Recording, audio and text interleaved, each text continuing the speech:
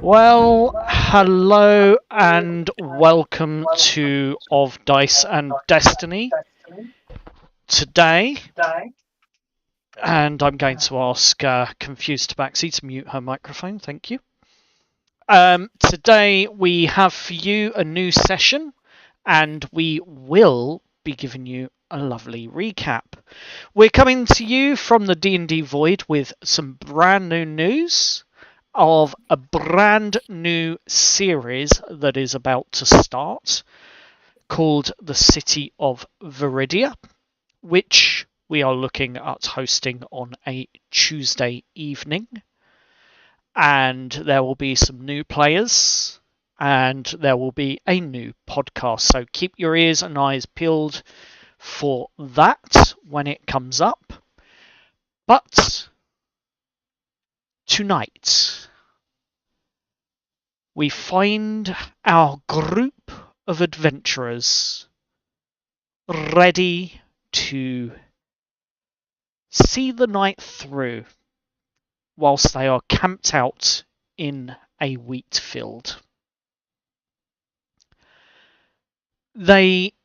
From the last session, they discovered that there is a triangular link between 3 or more obsidian shards when they are brought together.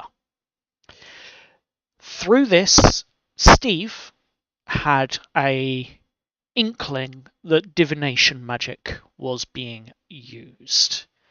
And at the same time, there were some potentially unforeseen consequences of the detect magic that was used. And unfortunately for them, this exposure of the black glass or the obsidian pieces has brought with it its own set of problems, where we have the black glass Rit, who are out and actively seeking these shards in the name of, well, in the name of the current leaders and government that is ruling over the Silver Lake cities. With a knock on the door, there was rather anxious Gary, who, shaking his head, was heading towards the window. Through some quick thinking and questioning, Jess realised that the people knocking on the door were not really who they said they were, or were not to be trusted.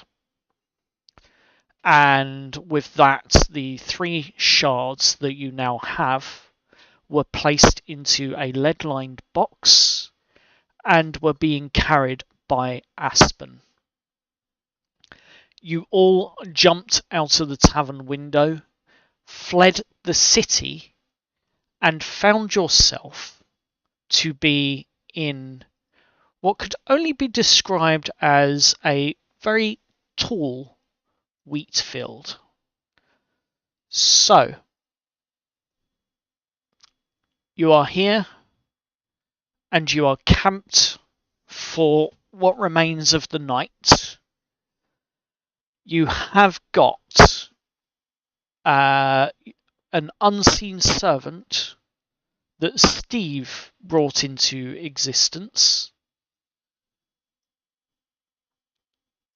and that is, how shall we say, currently keeping watch whilst the rest of you are attempting to get some sleep.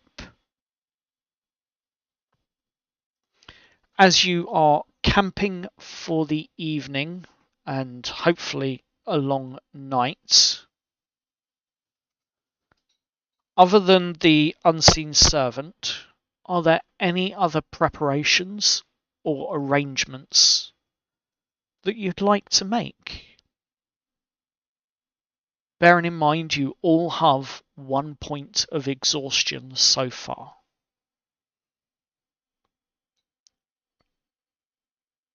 Hmm.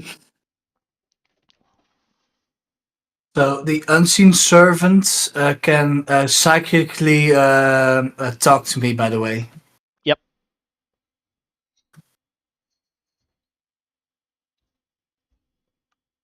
No. Oh no. There's one thing I want to do. Mm. I want to use Arcane Recovery to get a second level spell slot back. By all means, go ahead. Gladly. I'm not going to deny you that opportunity. Mother needs his spells. I do need my spells. Mother needs his spells. Is there any other preparations that you'd like to be doing?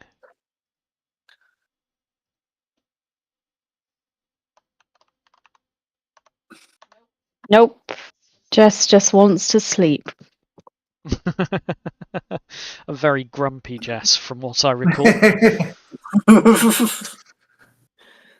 Guys, does any of you have maybe like a spare longsword I could use?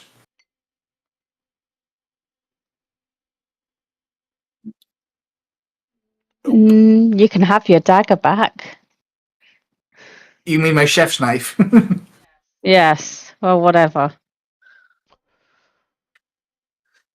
I mean, I don't think you need it anymore.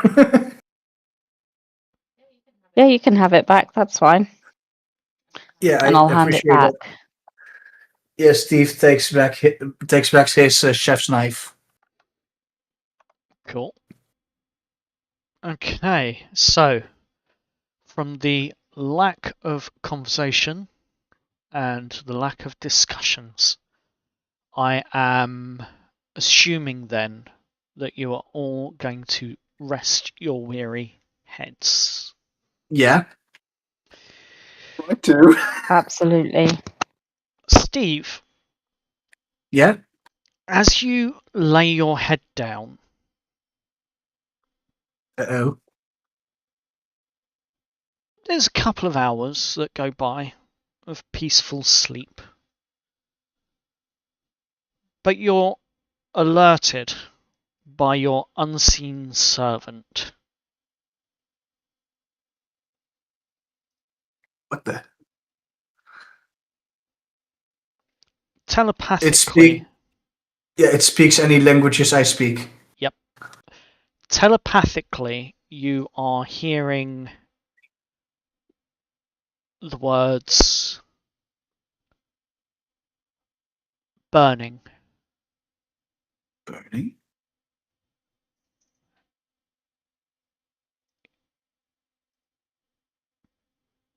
I get up from my sleeping bag and I quietly look around to see if I see any burning.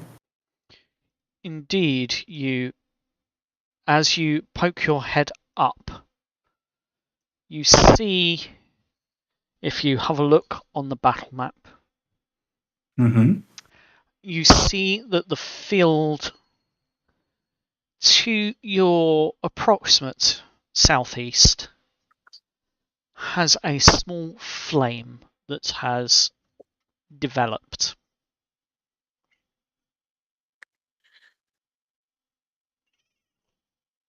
All right, And it Steve. appears to be slowly spreading. I nudge the others awake. Guys, they're trying to smoke us out. What? They're What? trying to smoke us out. I point at the fire that's slowly starting to spread. Oh, for goodness sake. Can't a girl have a good night's sleep? I talk to the unseen servant. Are there any guys that are going into the wheat fields? I would like you to do an observation check for and through your unseen servant. All right, let me check what his stats are real quick.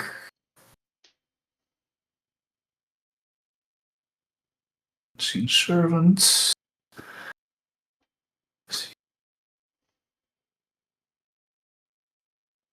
Please be good. Strength of 2. Well, it doesn't show any stats really. Mm-hmm. Roll a d20. Add your own, as though you're the one doing the observation through the unseen servant. So, insight or No, this is Just- an observation, so perception. perception? Got it. Perception. Alright, that's a +4 for me. Okay.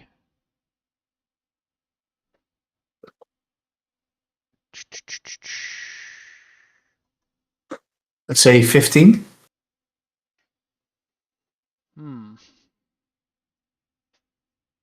On a 15.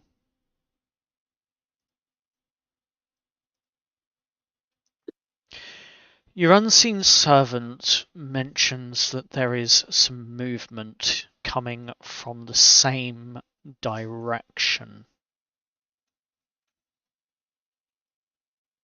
Steve will relay this back to the group. There's some movement around the same area near the fire. They're definitely trying to smoke us out. We should take what we can get, sniff out the fire, and try to move away as stealthily as possible. Okay. Agreed. Yep. Right. Fine.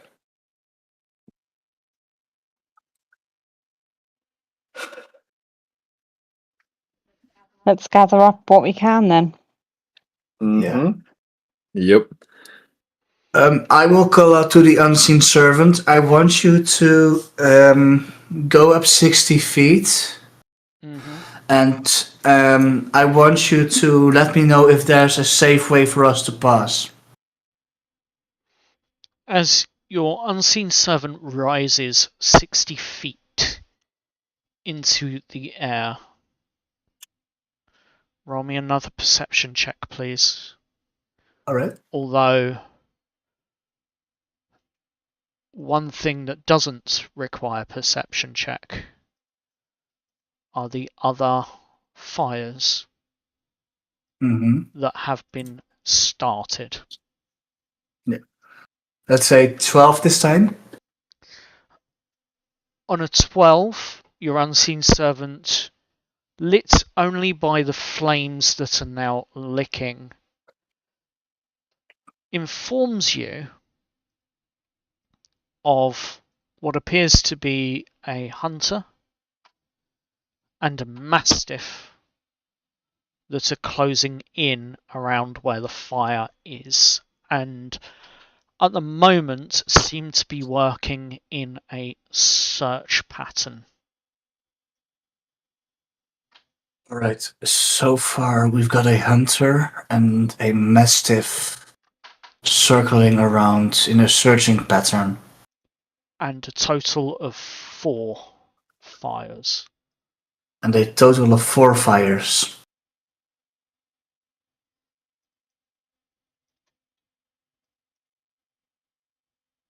Great. Is there any direction that we can go Yeah. that is remotely safe? Or at least safer? I assume with my perception check, it wouldn't be able to tell me a safe passage. With the perception check you rolled, no. Yeah. No, I don't think. At least the unseen servant doesn't see one. Well, it's been nice knowing you all. I will notify the unseen servant as soon as someone is very close to us. Let me know. Okay. So With I that think in mind, you hear the first barking happening out in the wheat fields. At first, it just the one. Ruff,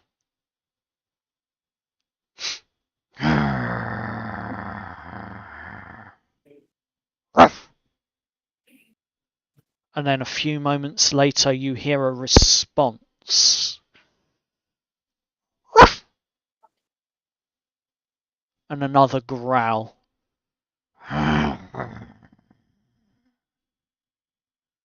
Followed by another.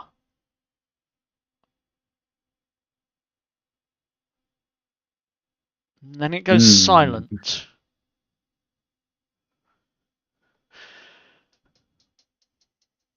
The road is to your northwest.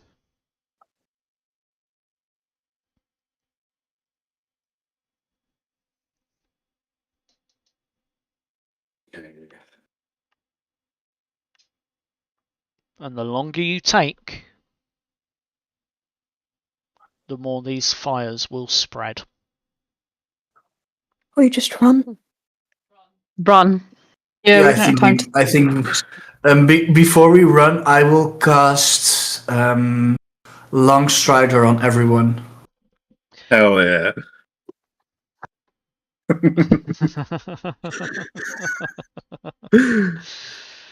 You cast Longstrider. Do you want to describe how that looks to the group? You see, like, Steve quickly grinds up some wake nut beans and blows it in their face. I thought that was your haste spell.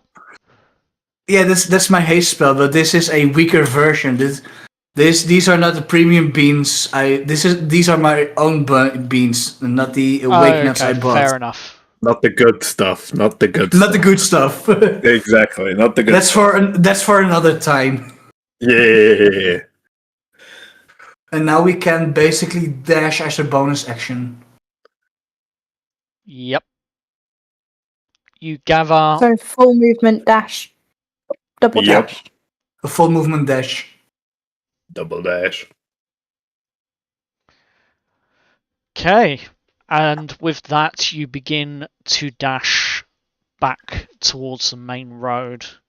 Which way are you heading? Are you heading back into the town, into the little village, towards where the tavern is, where you were? Or are you going to move on down the road? How are you going to go about it as you're double dashing? I am assuming at this point stealth is out of the window.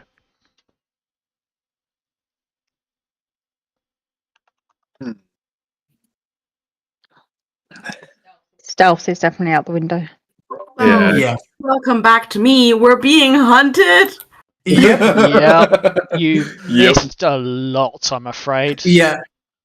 Holy. Also, Lou, I casted Long Strider on everyone. Yeah. Yep. I was Hunted, surrounded by fire, 4 hunting dogs on us, along with a hunter. As Yep. you begin What? to move, your unseen servant identifies a few more players that are on the field. So what I would like is for everyone to roll initiative, please. God damn. Woo! Can I use my Oh, heroic inspiration to get advantage, please? Ooh, that's bad. That's a bad roll. Ooh, we got an That's a good 18. roll for me. Damn. What was That's that, a William? good roll. If you wish to, you can. Osiris, please restore your point of exhaustion. No, that's it. I'm not going to Okay. use it. It's Did I pretty take off decent. the It's exhaustion? I fine. did. No, I didn't. Is it? You No, I did. have a point of exhaustion. You have a It's still on point my of character. exhaustion. Okay, it's Yeah. disappeared off of the table, so I'm going to Has pop it? it Okay. back on for you then. Okay. Oh, for some reason I only rolled to the DM. Would you like me to re-roll that, DM? Yes, please. Although I did see your initiative rolls and it has come up in the combat tracker, so that should be fine. Why is it only rolling towards DM? I need to figure out why that's happening. I can send it to everyone. It's Ah, fine. thank you. Thank you. So, top of the round. It is going to be the scouts' turns.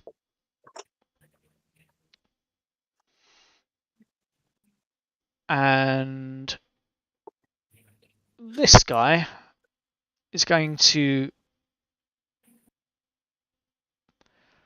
continue moving in a search pattern with his mastiff next to him. Osiris.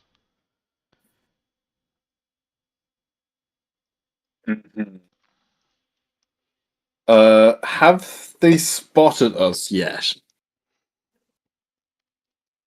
As of yet, you don't think they have. They're still working in a search pattern. Okay.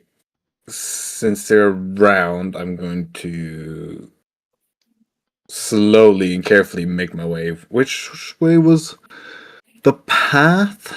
The path is in your northwest, and it's in the northwest on the corner of the map as well.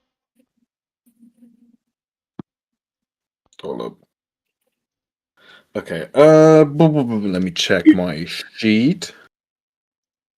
Not sure why the spectator. Carry on. Oh, good. Okay.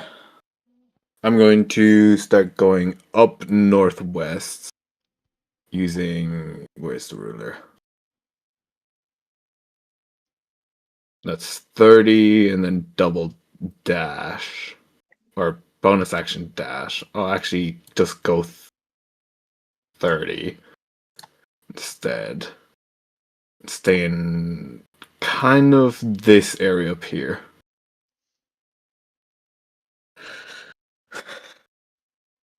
Okay. That's gonna be my turn.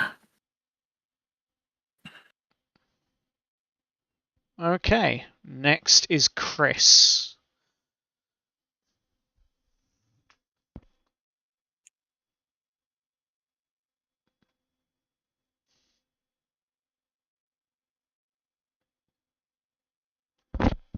Chris?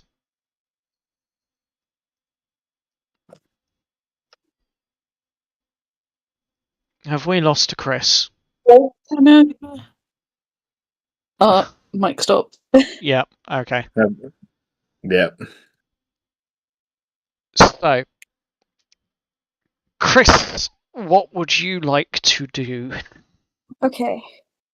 I'm here. Oh, we have you. Maybe.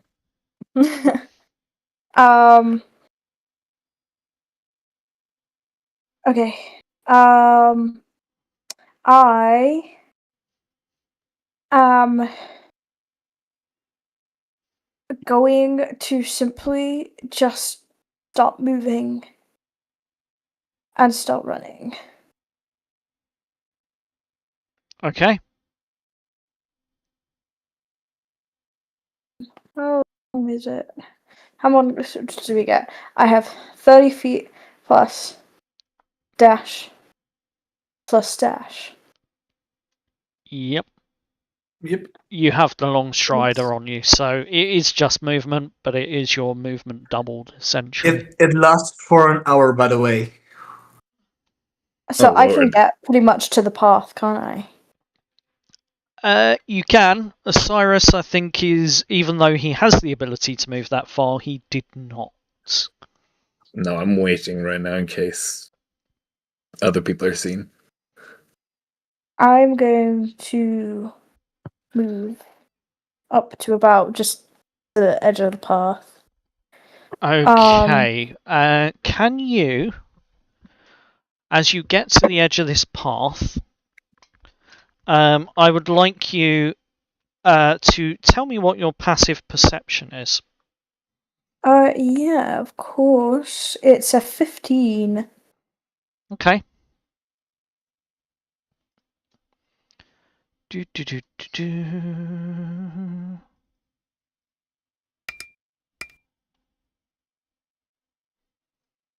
Okay. You spot the two Black Ritz hunters, one of which is a scribe, in the tall wheat fields as you are running past. Unfortunately, they have also noticed you. Oh boy. No fun. You hear a shout. Stop! Stop right there! Is there anything else you'd like to do before we move to the next? There's not anything else I can do. Okay, fair enough. Or technically, I could. I technically no. I have my action. I only moved about 60 feet. Mm-hmm. So I could.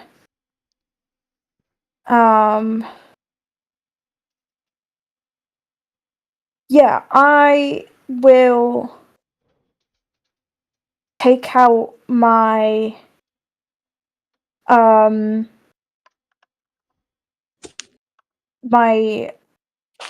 club or baseball bat club thing. Yep. And I'm going to take it out, and I would like to try and cast Shillelagh.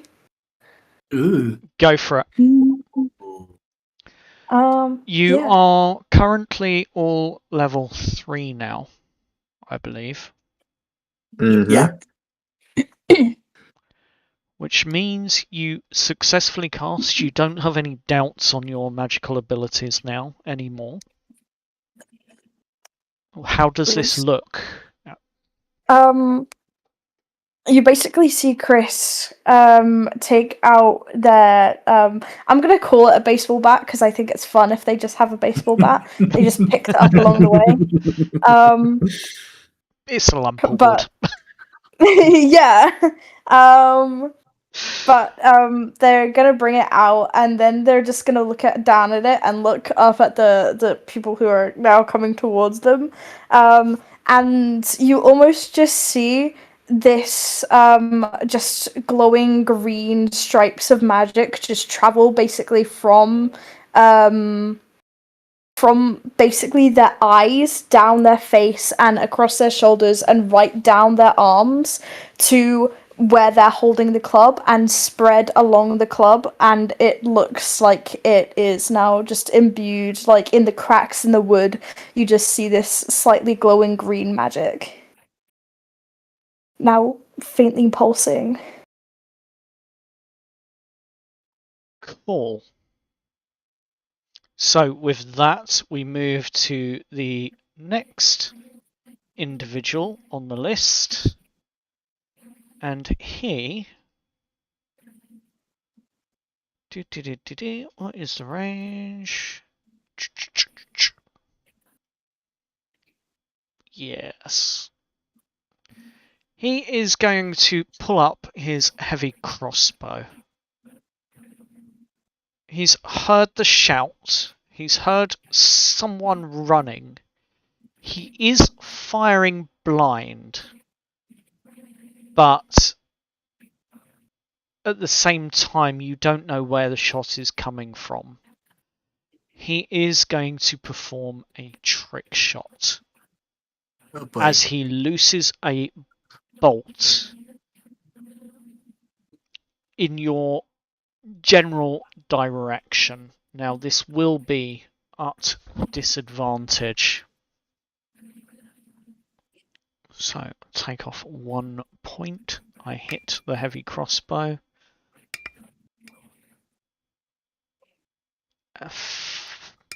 Disadvantage, however. Does a 17 hit?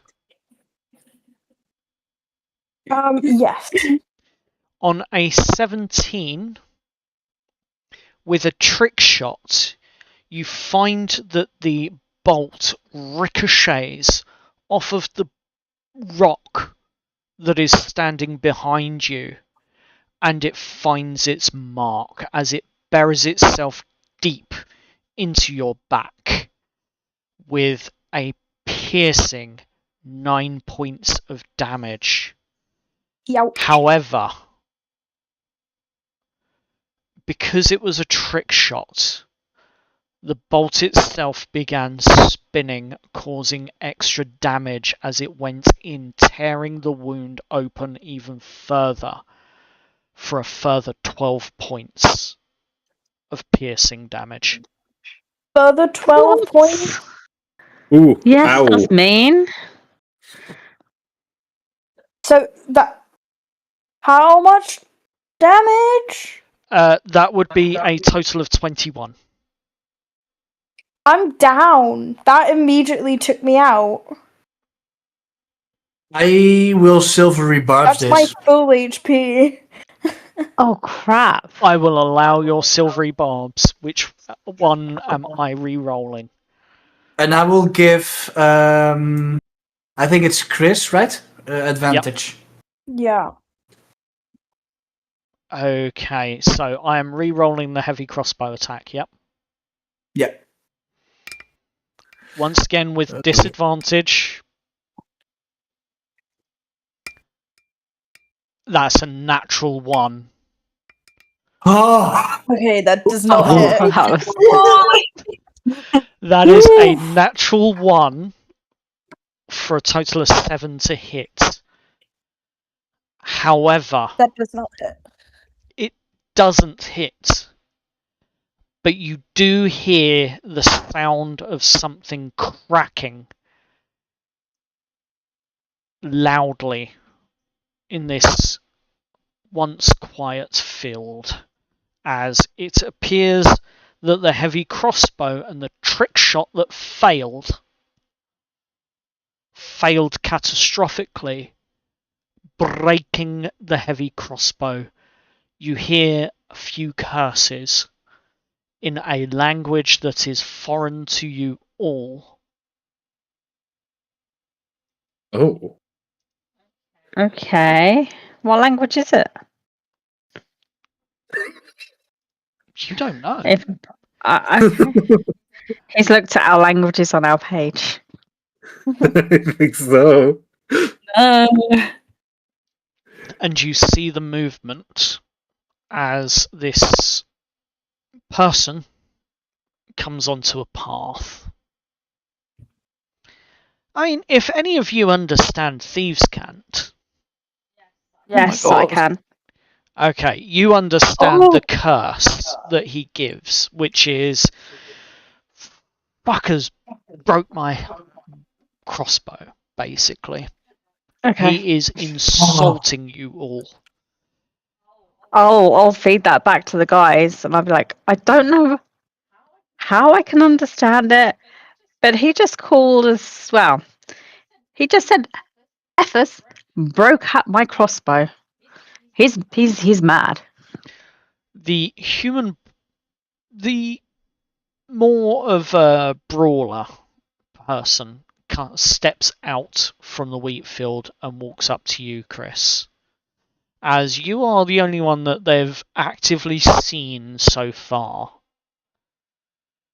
until he looks up the path and sees the others at the camp making their way. But he heads up to you,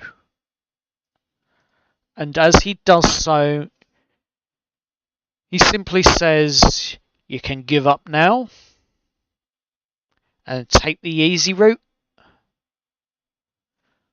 or you can give up the hard way. Choice is yours." As he cracks his knuckles in front of you. Chris just grins and then spins their bat in their hand. As he does so, his first action is going to be to grab at you. And this is with a net, essentially. As he throws the heavy net to grab you, does a 24 hit. What do you think? You take, as the net enshrouds you, he follows it up with a fist and deals 7 points of bludgeoning damage as he bloodies your nose slightly.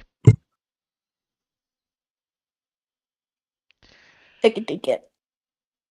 You are currently grappled, therefore your attacks are with disadvantage, and you will need to make a check to see when it ends.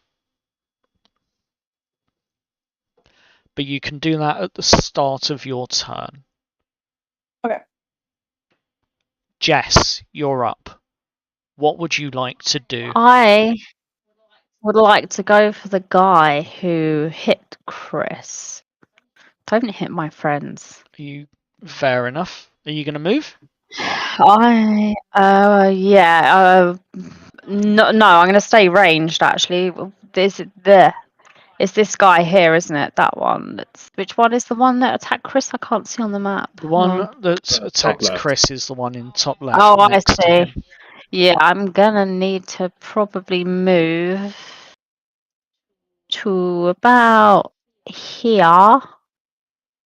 And then I am, let me see the ruler, bear with me. And then, leave it. Okay, perfect. I am going to use my short bow and I'm going to aim at him. Go for it.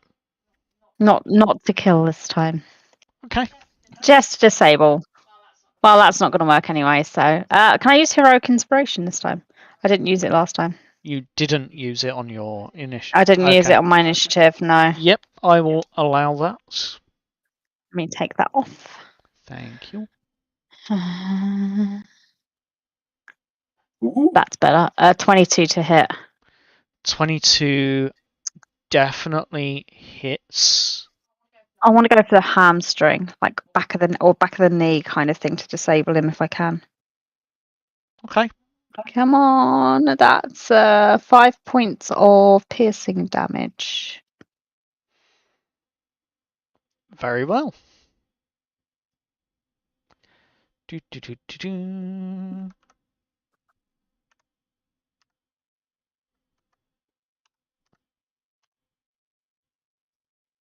Is there anything else you'd like to do? Aura, you're on deck. I get bonus actions, don't I? Because I'm a You rogue. do. Oh, light weapon, extra attack. At the same turn, it has to be a different weapon. You know what? No, because I don't want to throw a dagger and lose my only dagger. Okay. Fair enough. Aura.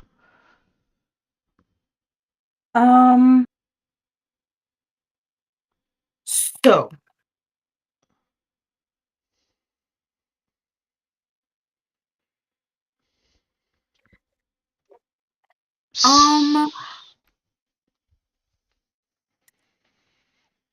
I'm not visible right now, as far as I'm aware.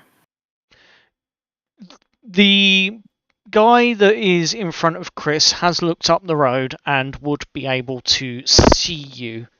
However, you're not aware that the others that are out in the fields are aware of your exact location at this time. Okay, well, I would like to use my farmer trait and watch it not be here. Do you remember that very specific vine spell that I got as a feature of being a farmer? Yes. And I said that Aura would probably use it first when she's out of reach of a person that she's seeing being injured, like one of her party members. Yeah. I would like to use that. I'm going to quickly get it up. Because I feel I need it. Rose Miller.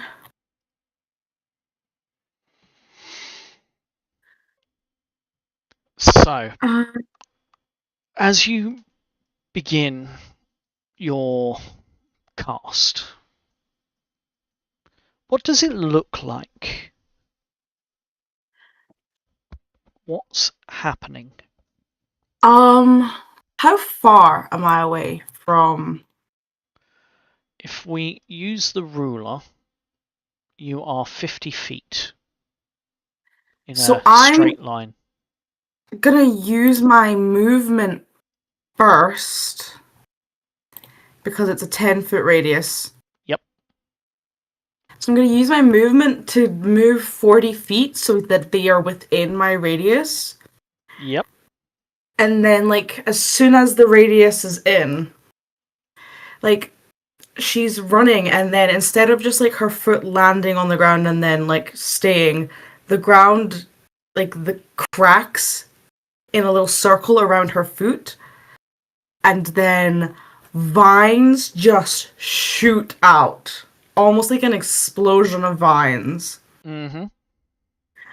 And they all, like, go, like, out in like a perfect fan almost of these unruly vines as her eyes glow this bright green similar to the color of the vines. And I will need you to make a dexterity save of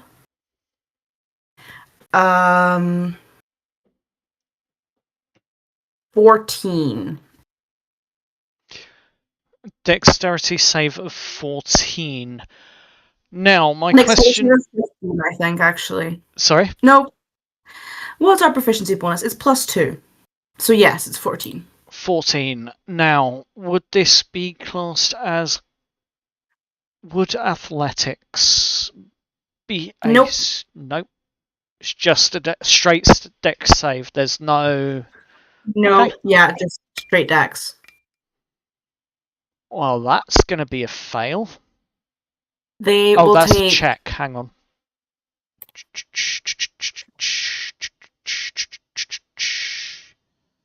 These still fail? Come on, fail.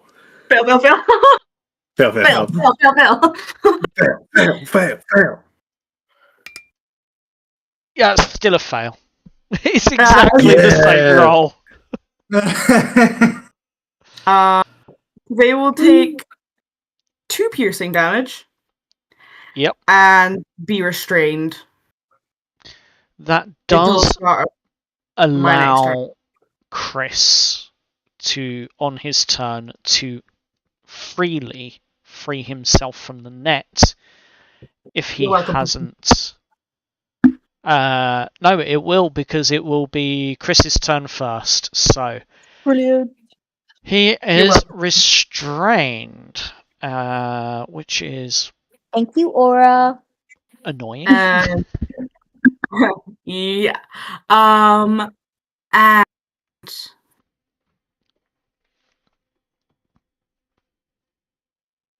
is there anything else you'd like to do? Are there any friendly beasts within 30 feet of me? At this moment in time, no. Damn it! For the record, Gary is with you, and he is basically travelling with Aspen at this moment. So when Aspen moves, if Aspen moves on her next turn, then Gary will basically be walking with you, or running with you. I would like to use my level 3 field medic quick patch up, so I will run up to Chris now. Yep. And as a bonus action, I can spend 1 hit die to heal myself or an ally within 5 feet of me, 1d8 plus my wisdom modifier. So, go for Chris, you will be healing 7 hit points. Nice. Thank you. I'm back up. Look at me! Where did you go? Girl! Designated medic here. Yes.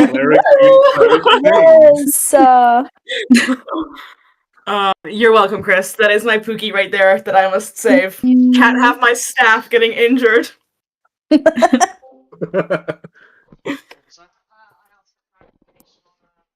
But that is the end of my turn. I cannot do anything else. Okay then. So with Aura's roll, Aura's rather successful restraint of this hunter, we move to Aspen. Aspen, Hell yeah. what are you doing? I am. I think the guy at the top is probably being dealt with, so I am going to run to the west, and go for that guy, the yellow-orange ring around him. And I'm going to hit him with my longsword. Go for it. Move myself. As you travel the 50 feet with ease because of your Longstrider abilities that Chris so kindly gave you. Sorry, Steve. Sorry, Chris. Steve. That Steve so kindly cast upon you, you can easily make it within your movement. Roll your attack.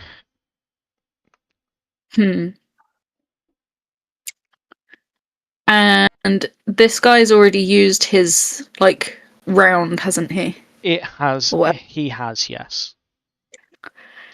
Could I... yeah, fuck it. Could I use Reckless Attack? So when I make my first attack roll on my turn, I can decide to act recklessly. Give me advantage on attack rolls. Please. Go for it. Slay! Okay. Which I may not have needed. I mean, no, I did not need it. Well, whatever. 24. Crit fishing. That's always fun as barbarian. Yeah. A 24. I'm not seeing it come through, but I believe you. On a 24, that definitely hits. Please go ahead and roll your damage. Fab. And two-handed is 1d10, right? Yep. 1d10 plus 4, the bigger one. Correct. Cool. 9. Let me snip. I don't know why this isn't sending, because it should be. It's fine. I trust you. It is 9, I promise. I trust you. It came through to me. It came through for me as well. Weird. You fucking dice. You do. Let me I do have fluffy legs. I'm just going to refresh my board 1 second. Did it come through on the actual stream? That's the question. Yes, it came through on the stream. Oh. Brill. Interesting. So, with I won't that, snip. is there anything else that you would like to do?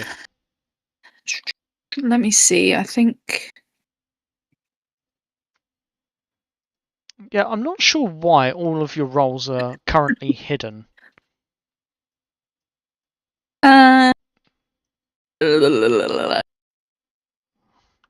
No, that's going to be it for now, I think.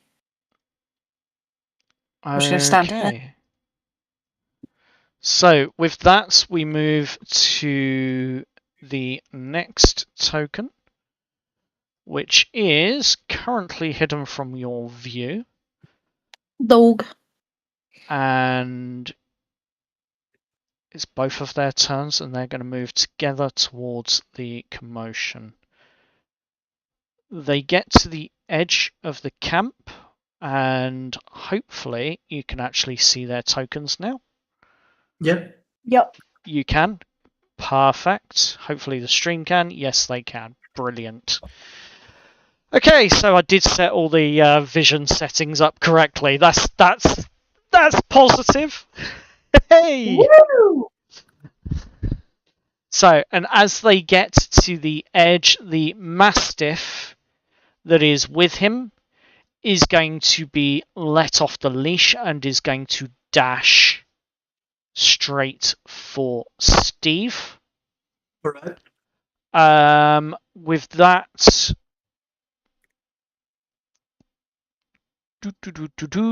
there is nothing else it can do.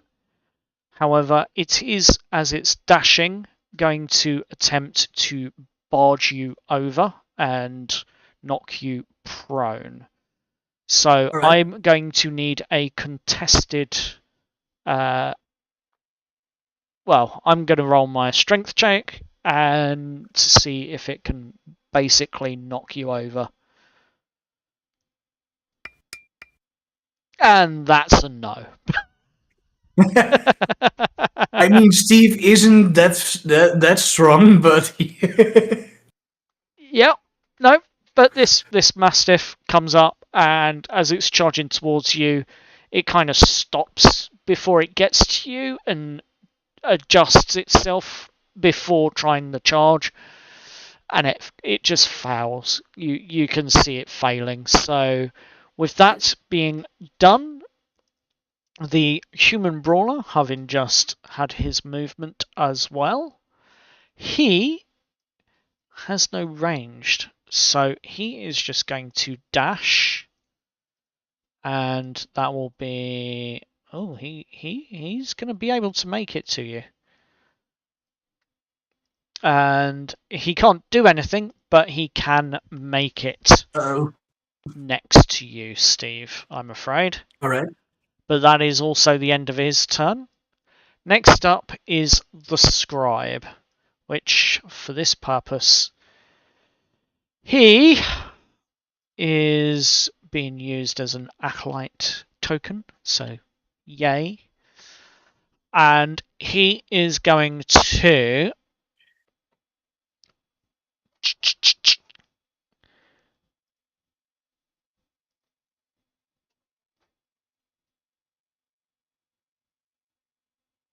Yep, he's going to do it. He is going to step this way, and he is going to look down the path, and he is going to use Radiant Flame. That is a 60-foot range, and it is straight at...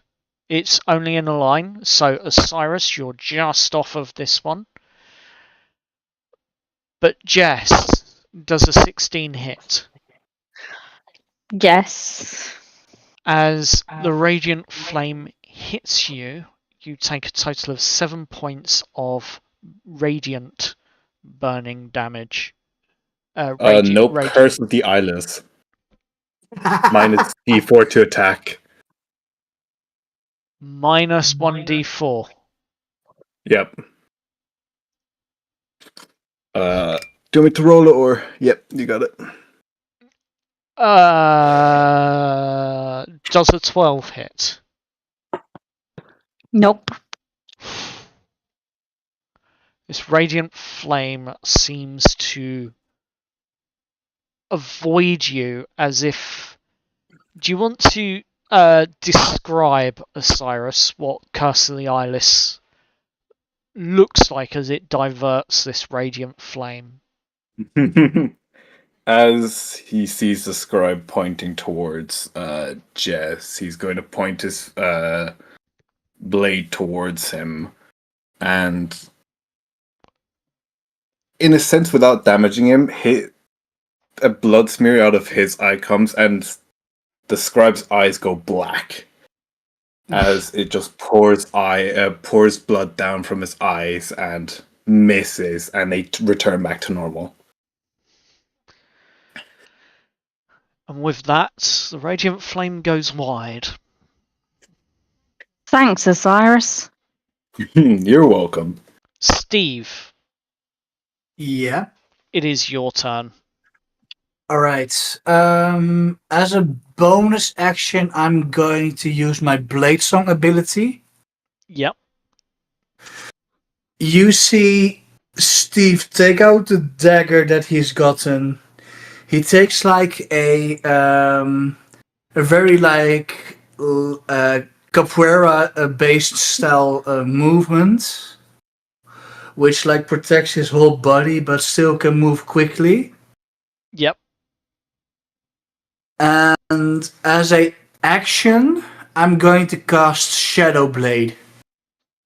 You see Steve claps in his hands, and you see a blade of shadows, like a long sword made out of shadows appear in his hand. Right. Do you want me to describe what blade singing does? Nope. I'm well aware of what it does. I have read up on it. Alright, got it. But I need you to make your attacks accordingly. Alright, I will make a attack. Let me read up on Shadow Blade real quick. Shadow Blade, you waste.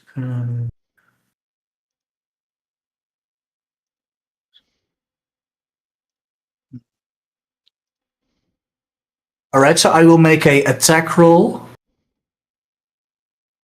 Mm-hmm. I'm just going to roll a random attack roll. Let's see. I have proficiency. I will be adding a longsword for the duration of the spell. Yep. Because that's the weapon I'm using to cast it. Yep. That's all good.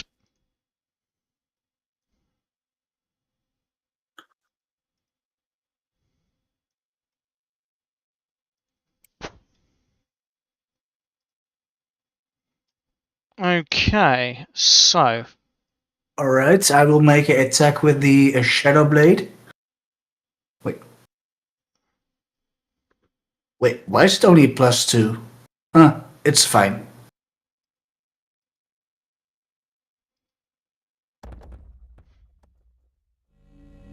I will use my heroic inspiration to re-roll this if it's possible. Yep, you can do just that. That's absolutely fine. Whilst you're doing that... Wait, I have proficiency in longswords now. Shouldn't it add my proficiency bonus? It should be adding your proficiency bonus, yes. Alright, so it's a +4 to hit. Yep. Alright. Okay, now the stream has refreshed for me. My apologies.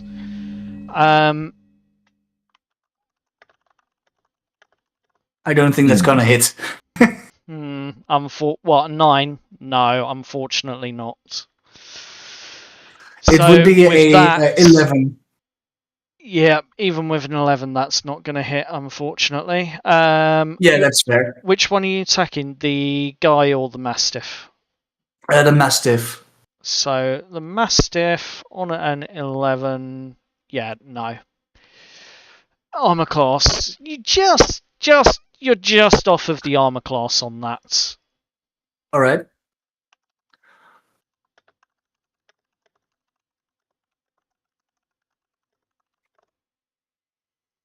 So, with that being said and done, it is the top of the round, and the fires are spreading. So, your exits are shortening.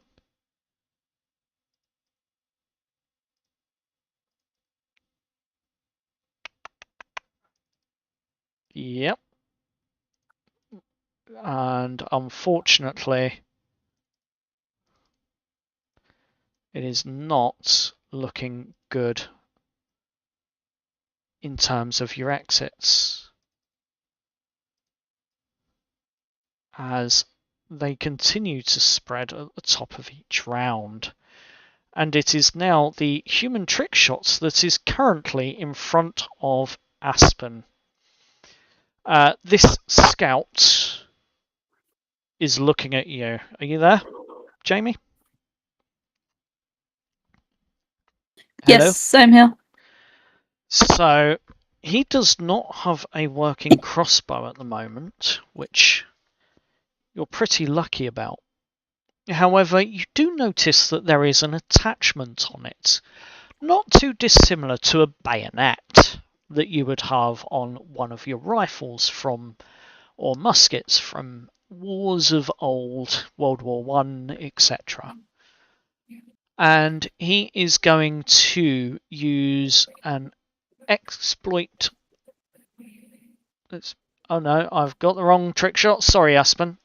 Wrong trick shot. Oh. It's that trick shot that's moving up with the Mastiff. So he's not going to do that to you. Sorry about that. My bad. I had the wrong one pinned. He is going to move. He is going to see the commotion. And Aspen, you're lucky. Steve. Yeah? You're in his sight range. Uh-oh. 3. He is going to use his heavy crossbow. He is going to use an opening exploit as you are surrounded. And it is not going to be a trick shot. So you're lucky on that side of it. But he is going to exploit an opening if this hits. As he looses his crossbow at you. Uh-huh. I believe a 25 hits. No, it actually misses. No, just kidding, it hits.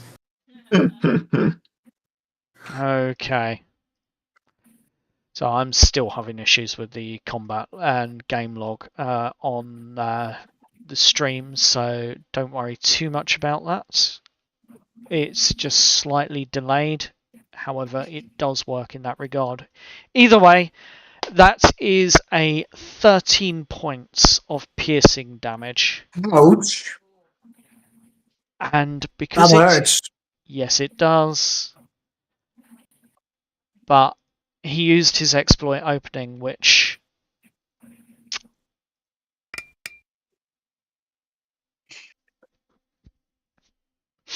it's not point blank, so that is halved.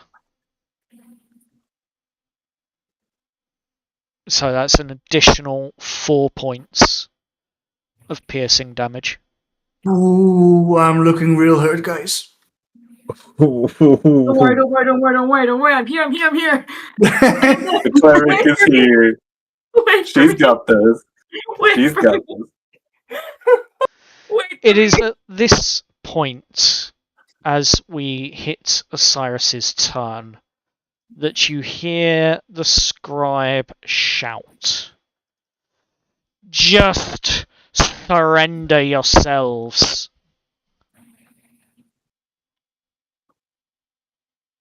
Osiris, you're up.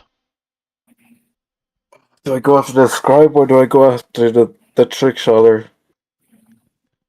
Oh, trick shotter already went. If you ask me, Steve could use some help. Yeah.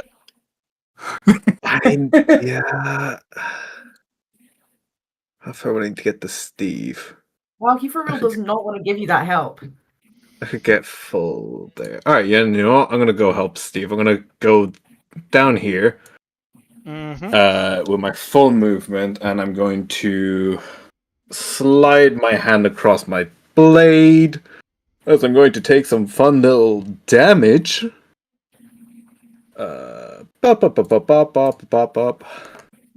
Well, poo.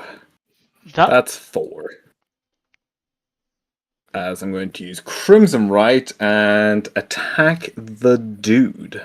Okay, as you strike out, and draw blood with your Crimson Rite on your blade, you hear the beautiful sound of the blade sucking in that blood that you have sacrificed. Why'd you say it like that?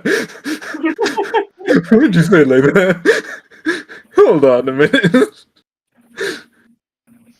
I feel like I'm doing something bad, but here we go. Make your attack.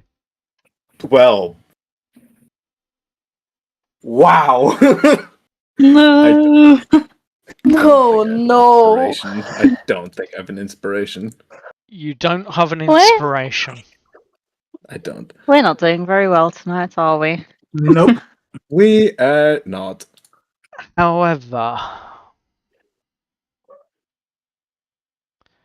you gave a full sacrifice, a full 4 points of damage when you drew blood for your Crimson Rite.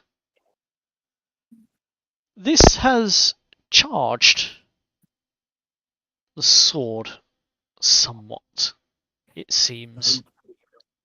What's your proficiency bonus? +2.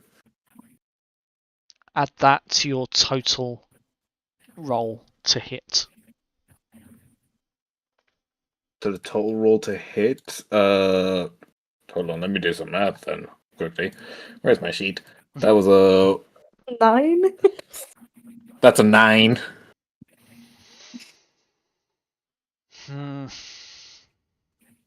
You know, But for the remainder, whilst your Crimson Rite is up, you can add your proficiency bonus.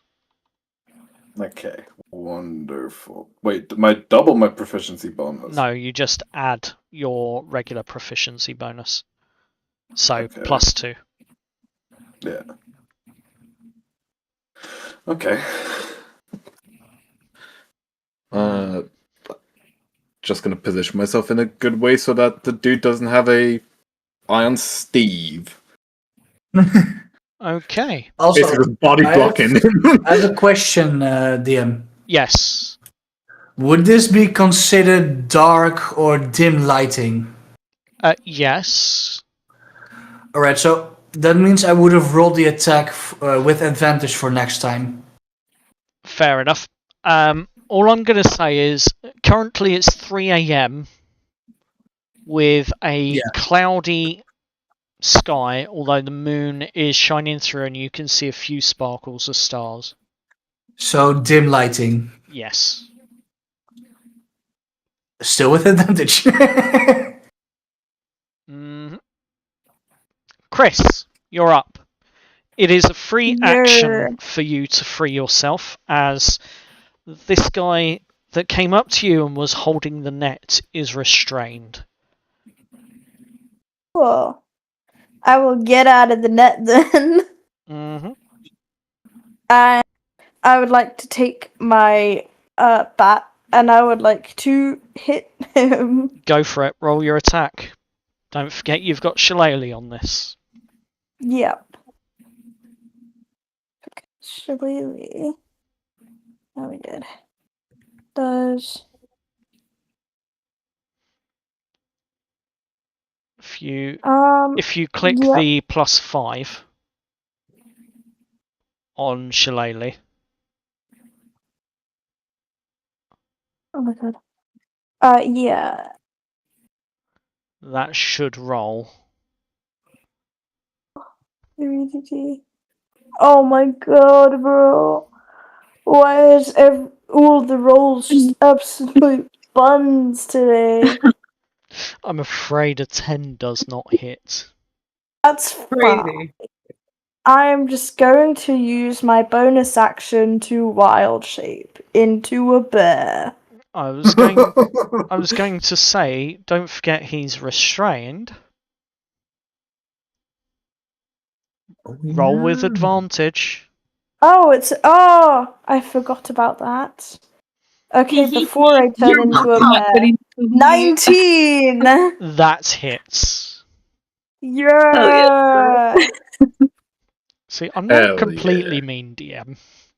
That's still not good. That's a D8. Oh dear. One. It's fine. I'm still gonna turn into a bear. Fair enough. Yeah. As you transform yourself into a bear, if you've added the bear to your extras, you should be able to, which you haven't, but you can manage your extras and add the bear there. Yeah. In the meantime, I will find the bear token and we will just use that.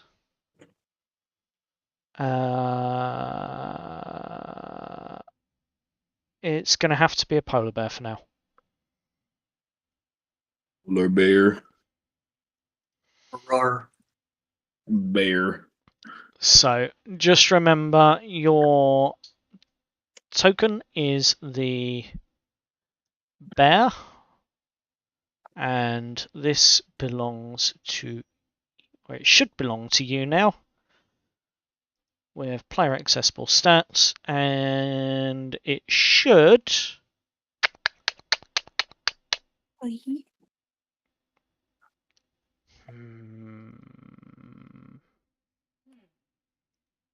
should be able to move it about and do things with it as needed.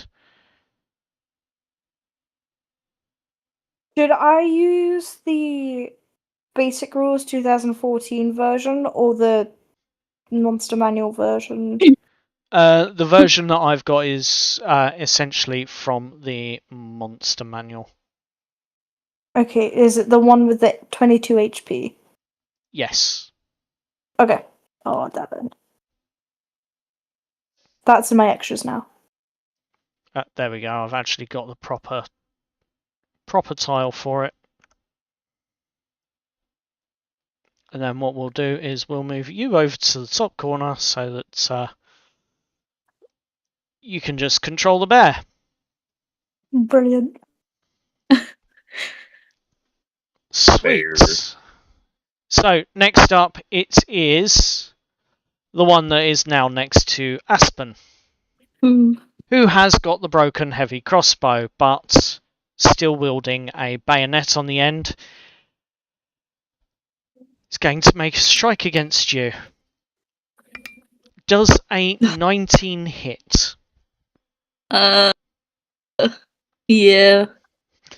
You take 9 points of piercing damage as this is thrust into your chest. Yeah. Wah! However, that is the end of its turn. I have so much healing to do. I'm okay. I'm not so bad. Fucking Now you know how I feel when I was healing. Remember, Aspen is also a barbarian. Yeah, I'm beefy. I'm okay. Focus on the wizard. Yeah, the wizard we know. Jess. I'm going to use steady aim and give myself advantage and just not move.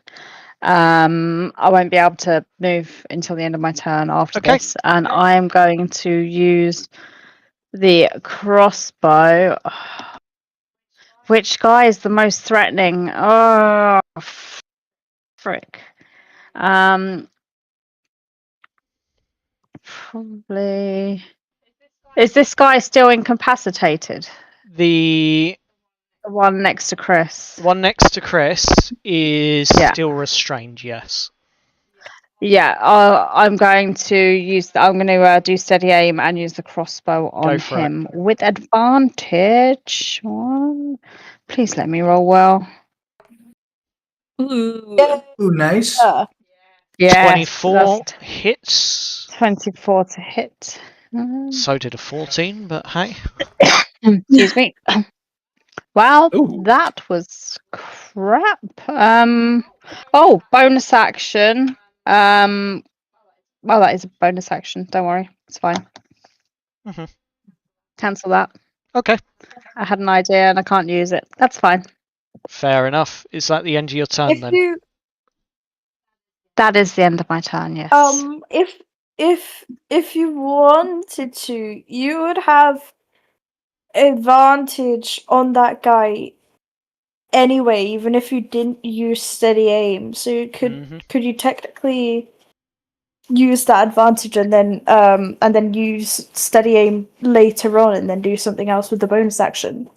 Yeah, DM's choice if I can do that. I'll allow it. In that case, I'll use insightful fighting, and as a bonus action, I'll do an insight check against him. Oh, he's incapacitated, so I can't do that. It's not incapacitated, he's just restrained. Yep. Oh, in that case, yeah, I'll do insightful fighting and do an insight check on him, and it'll be contested by the target's deception check. Insight, is that just passive insight, William, or don't you have to roll it? I believe. Hang on. Yeah, I'm trying to work out. Bear with me. Doesn't tell me what my It's gonna fail anyway. He's rolled a natural 20.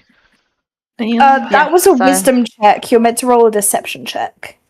Yeah, it's my wisdom against. It's insight's wisdom, isn't it? Wisdom. My wisdom against. His deception is +0. The wisdom is +0.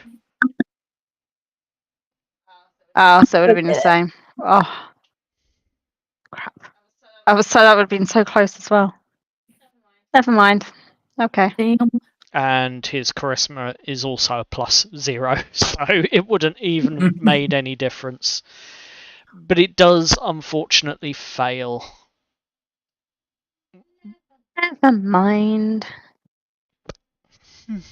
Nice try though. Aura, you're up. Alrighty, guys. I've got my work cut out for me. Yep. You got this. You got this. Do I? I hope. I've been helping you guys so much with buffs. So I'm pretty close to a bear, as far as I'm aware right now. Yes. Oh yeah. How far am I from the wizard? Where is the wizard on this map? God, I'm blind. Middle of the map. Are you talking about Steve, or are you talking about their scribe? No, I'm talking about Steve. Okay. He's in the middle of the map. Okay, with Longstrider, I should be able to get there. Yes.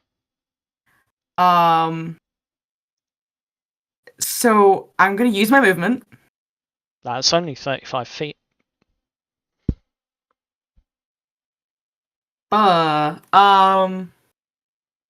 So you can easily run, very fast walk the distance. Oh, okay. That's fine then. I will probably actually oh wow, so many dice just suddenly rolled in my face.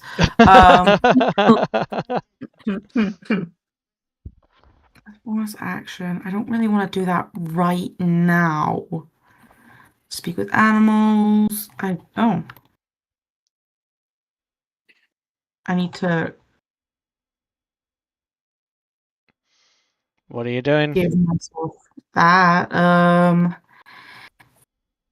I think I'm gonna cast. Oh. What are you doing? I'm gonna have to cast Cure Wounds. Go for it. Roll your dice. Heal up your wizard as it is. I'll let that happen in the background as we move this on to the human brawler that is currently facing a brown bear. Steve, actually, how much hit point damage have you taken? Because I've only healed you 6 so far. I've taken like 20 damage. Okay, I'm gonna use my ability again, which is quick patch up and heal another D8. Go for it. Oh god. That's 12 in total that I've healed you. 12 total, that's more than I had. Better than nothing. So this hunter that is currently standing in front of a brown bear is looking at the brown bear and going, "Oh shit!" as he is going to run a melee weapon attack at you.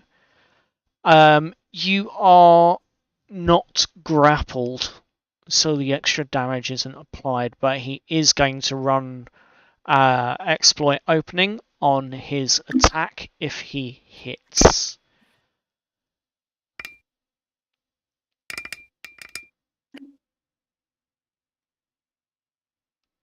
And I don't think an 8 hits. No, it does not. That's his first attack. His second attack is 13 to hit. That hits. That'll be a total of... The extra damage is not taken. So it will just be 7 points of bludgeoning damage. Okay. As he strikes you with what appears to be a blunt instrument, not too dissimilar to your own baseball bat, and he attempts to whack your snout.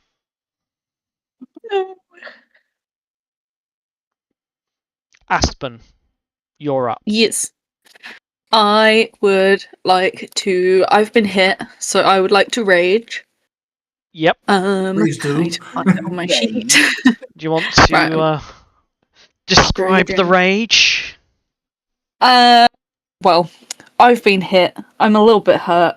I'm pissed off because I don't want to get hit by a bayonet. So, yeah, she's white knuckling her sword. She's glaring at this guy, smoke out of her nostrils practically. Mm-hmm. And then I'm gonna again two-handed thwack with my longsword. What am I doing? Oh my god, where am I? I've lost my sheet. I don't know where I am anymore. Okay. Right, whatever. I'm raging. Can I actively... anything? No. Okay, whatever. I'm just gonna fucking... Where's my sword? Mm-hmm. Yay. Cool. As you rage and strike, 10 misses. Let's attack. First attack. First attack. Okay. Is that what my rage does? No, your rage should add additional damage, I believe. It's And a plus 2 to hit, I think. Yeah, plus- it gives. Doesn't it give your strength bonus as a plus to hit? I think it might be level. Hold on, let me check quickly. Oh, I didn't activate it. Hang on. I've activated it now. Do you want to re-roll that attack then? Thanks. Yeah, I will do. Reckless attack. Where is Barbarian? There's Barbarian. Rage. Right, okay, so, yes, that definitely hits. Yippee. That's your first attack. Do you want to roll your second and then do all the damage at the end? I have 2 attacks? I believe you do. Do I? Well, you're level 3 now, aren't you? Or did you not take that feat? I took the... What did I take? Ancestral Protectors. Ah. So he gets disadvantage on any attack that isn't against me. Right. So I only get 1. Yeah, you only get the 1. That's... Slay. That's an interesting tactic for your character. Fair enough. But it definitely hits. Roll your damage, please. Don't forget to What? add your bonus damage as well. I think it's already added because it was +4, but it now says +6. So I think it's already on there. 1 plus 6. Terrible roll. Great. 7. As you strike him with your sword, he does take that 7 points of damage.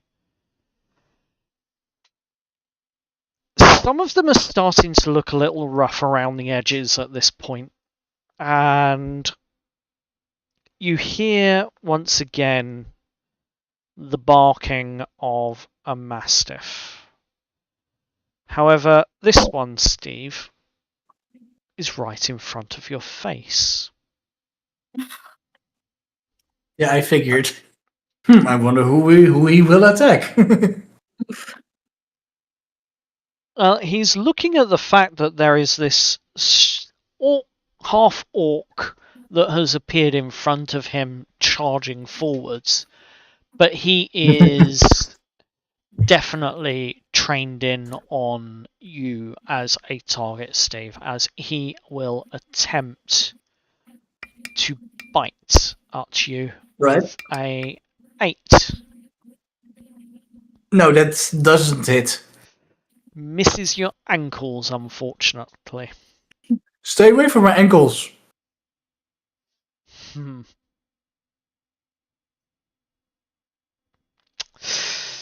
However, it is the human brawler that's the hunter that is next to you, Steve, who is essentially going to try and throw his net over you to try and capture you first. All right.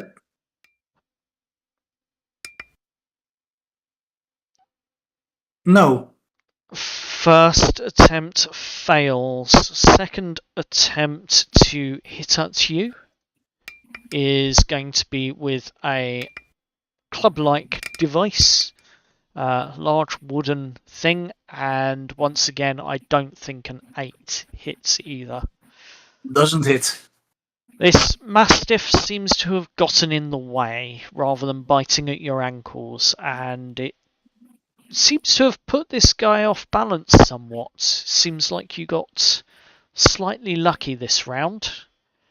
However, the priest, now faced with a giant brown bear in front of him, and the fact that there is another in his line of sight,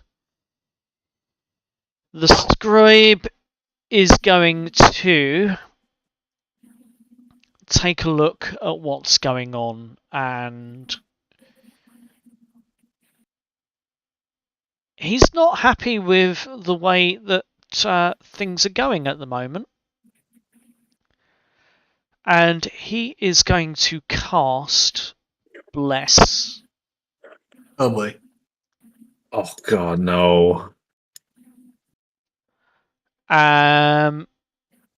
3 targets within range, when they make an attack roll or saving throw, get to add 1d4 to it. The 3 will be the hunter that is in front of the bear, the hunter that is in front of Steve, and the human trick shot in front of Aspen. And then he is going to move away. And that will be the end of his turn. Condition markers, blessed. Condition marker. Bless. Condition marker. Bless. Steve. Yeah? I believe it's your turn now. Yeah. You get Guys, do you want me to dispel the bless or just attack? That's Dispel your blast. call. I know. Dispel I'm blast, please. Attack. All right. I'm. All right. I'm going to grab my shadow blade and attack the brawler with advantage. Go for it.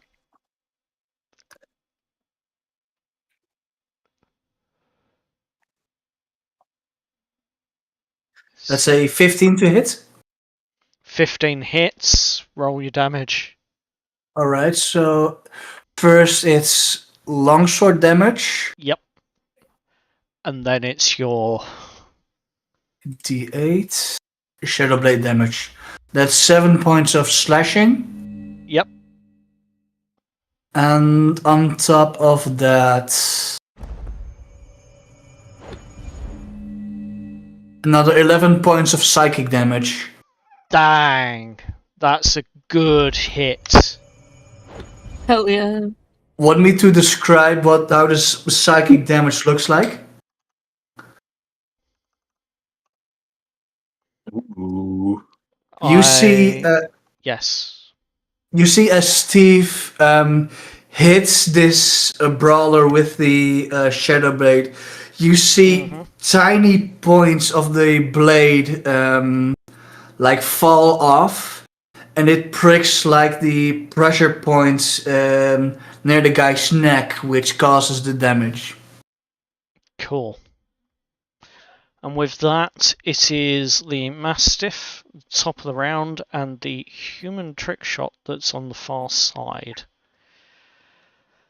And it is their turn. Mastiff first is going to charge in and hit up on Jess. The distance on that is just enough.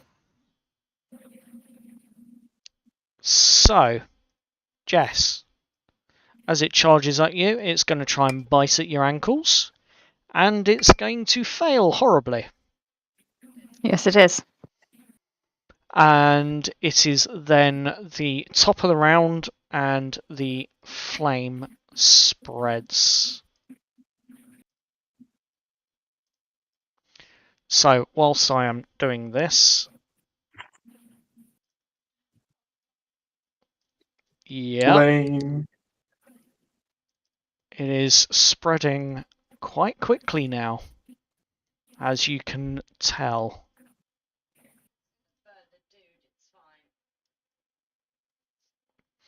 It is his turn, and he is going to step out. And Jess, you're on the hook for this one. He is going to run an exploit opening as he launches his heavy crossbow. And he is going to run a ricochet bolt. Trick shot. Oh no. God, miss. 17. That's going to hit. So that is 10 points of piercing damage plus Oh no. 3 points more as the bolt ricochets off the ground and digs upwards into your leg. Ouch.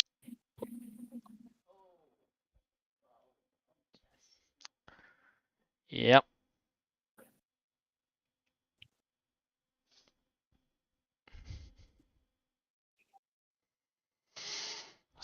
I had escaped damage until that point. God, That you damn did. it. But it is now the top of the round. The scout has gone, and it is Osiris. You're up. What are you doing? I'm shocked that none of you are running. That dude's almost dead. Alright, I'm gonna take a swing at the hunter in front of me and Steve right now. Go for it. But I'm going to move Yep. around to be in flanking so I get advantage on the attack. Yes, I will allow that. I would like to roll my dice, please. There we go. 16 hits. Dirty 20. Dirty 20 also hits. Alright, that is 2d6 plus a fun little 1d4. As you strike him,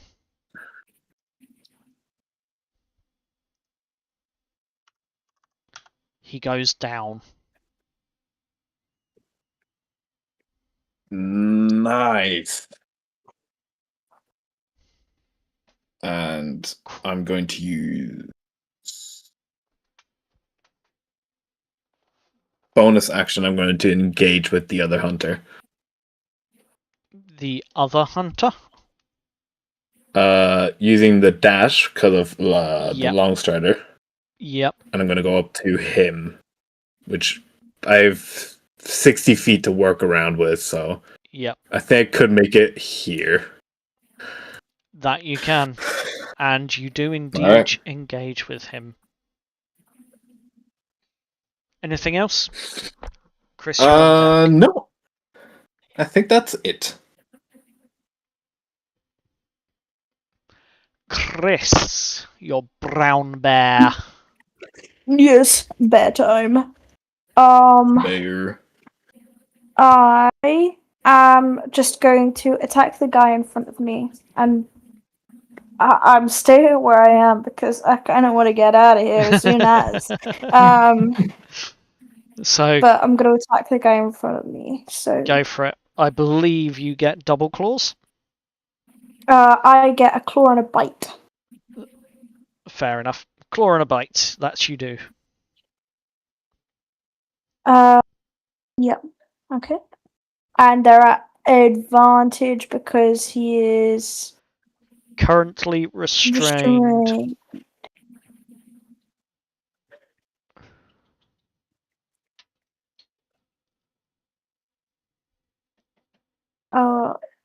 Wait, is that with advantage? Did that both of those roll? Yep. Yeah. Both of them rolled. The 21 hits. 21. 21 hits. Cool.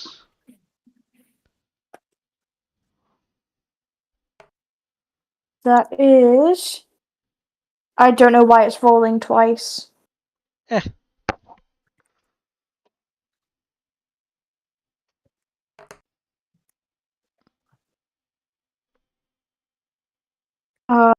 But pick one of them. Well, the 11 points of damage on the wild bear from the wild bear on him is enough to make you realise that he is very, very, very hurt. And the reason it rolled twice is because you rolled the attack twice. So I've just pressed I pressed the button once. I swear. I know. I believe you.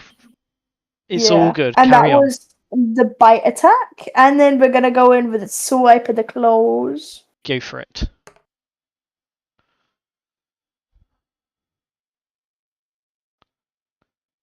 But that was a nat 1, first of all. Oh, it's still with advantage, so that's a 12. 12. Do you know what? I am going to say that hits on this occasion. And this one, we'll just take the first roll, because it's going to do 2 for some reason, but that's 4 damage. He's looking very, very sore. And then Chris is going to let out a cool bear growl. This Can't do a very good impression of a bear, so I'm not going to attempt one. This is the one that rolled the nat 1, and has he managed to... No, he hasn't. Crumbs. With that being said, he is going to have to go stabby again. And I believe that misses. Yes, it does. As he tries to stab you in your enraged state. Unfortunately, you're just a bit too quick off the mark for him now. And he misses completely. Jess, you have a Mastiff on you. Okay. So, bonus 2 weapon fighting.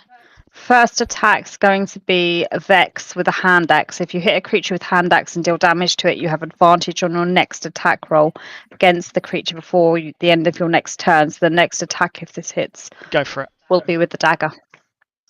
Come on. Please, let me... 11 on the Mastiff.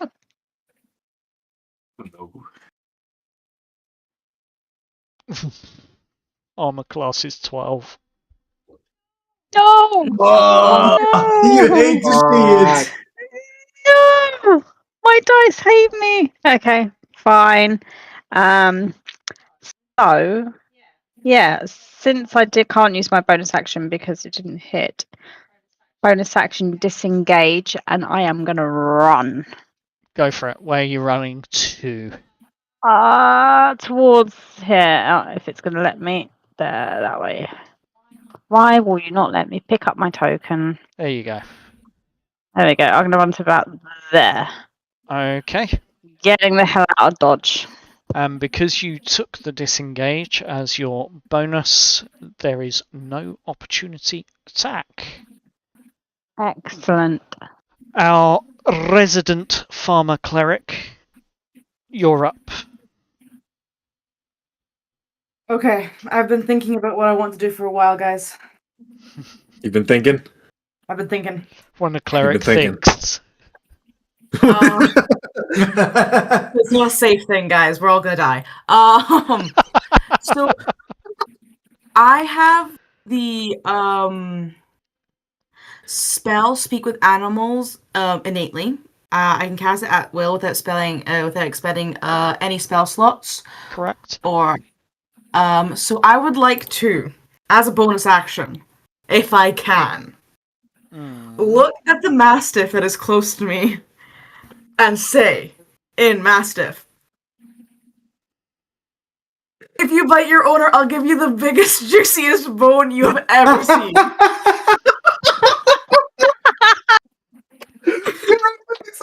Please let me roll an animal handling to convince this.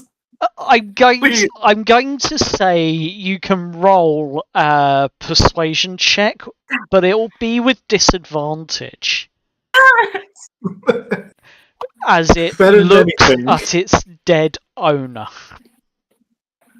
Wait, Aura, you still have, I think you still you haven't used your advantage from silvery barbs. That was Chris. That was Chris. Oh, it's Chris. Yeah, okay. Okay, can I rephrase that to if you bite someone that's not in my party, I'll give you the biggest, juiciest bone ever. Because I think Aura would know that the owner's dead. Roll a persuasion check. Just the standard then. I'll allow the switch. Oh god. It's a 16.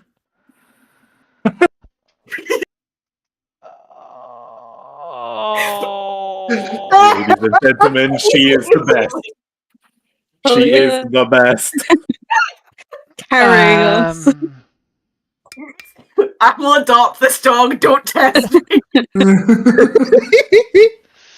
It looks at you, stops in its tracks, and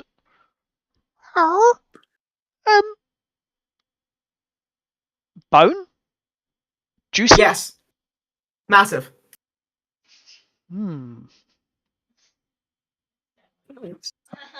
Sure. He never fed me anyway, not properly. I'll feed you. No! And he turns and looks. We're getting a dog. Yes. It turns and it looks up one of the scouts that's entered the path.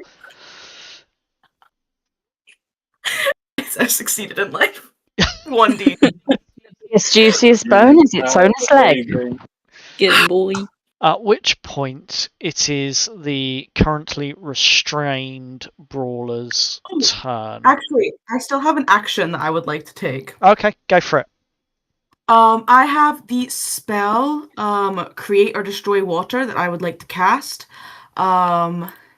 Because I am not casting it in a container, the water will fall as rain in a 30-foot cube within range, extinguishing exposed flames in that area. I'd like to extinguish some fire, because there's a lot of that right now. Yep. Which one would you like to try and extinguish first? The one that's blocking the biggest exit. So I suppose the That I one. think the one yeah. Okay.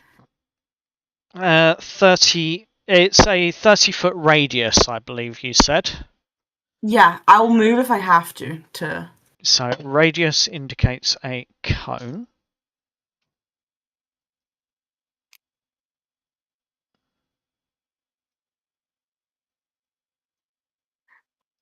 Guys, I think I've won at D&D. I believe you might Yes, have just honestly. done. I Let think me. I've won at D&D. I don't know if I'll ever peak quite like I just have. I won. Yes. So you can cast that, and it will cover the currently burning wheat field without any issues. And the fire to the north is extinguished. Period, guys. I'm popping off for real. Okay, that's my turn. Yes, sir. Oh my Yes, sir. That was amazing. The brawler that is now currently facing the brown bear, being rather desperate in what he's trying to do, and failing even with 1d4 on his bless. He is not having a good day, even after being blessed. Well deserved. Honestly.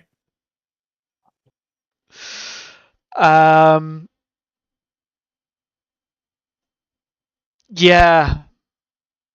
That's he's completely restrained at this point and has basically been pulled down and cannot move. Effectively, he is incapacitated.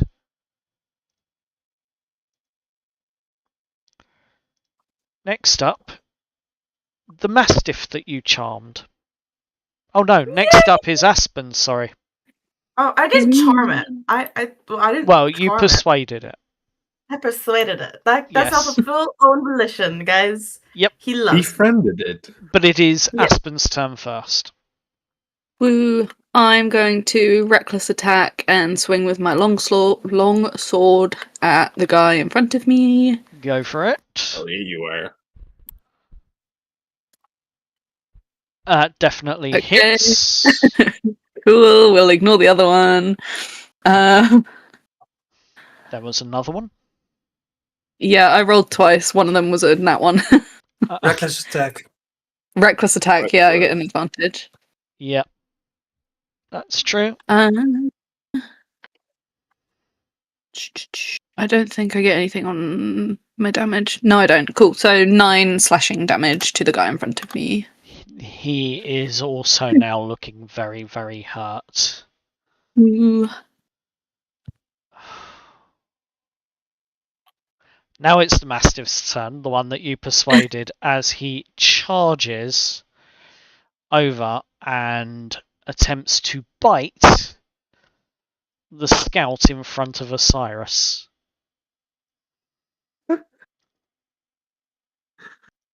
I Hell yeah. cannot believe He fucking Oh hits my god. that one. Nice max my damage too. God. Oh, he's such a Guys, good boy.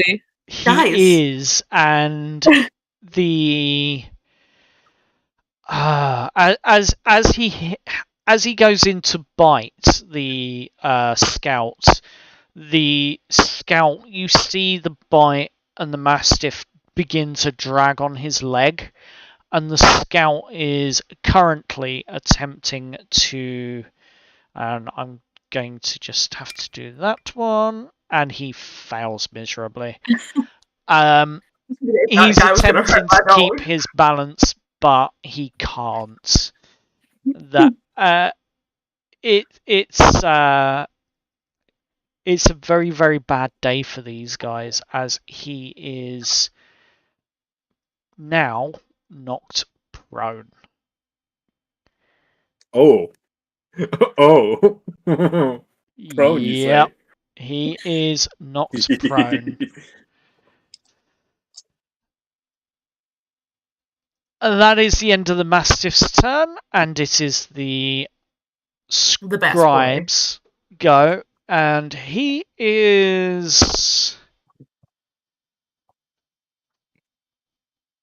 He's going to mutter something under his breath, and above all the commotion, it's going to be very, very hard for anyone to actually hear him. What is the bear's passive perception? Bear.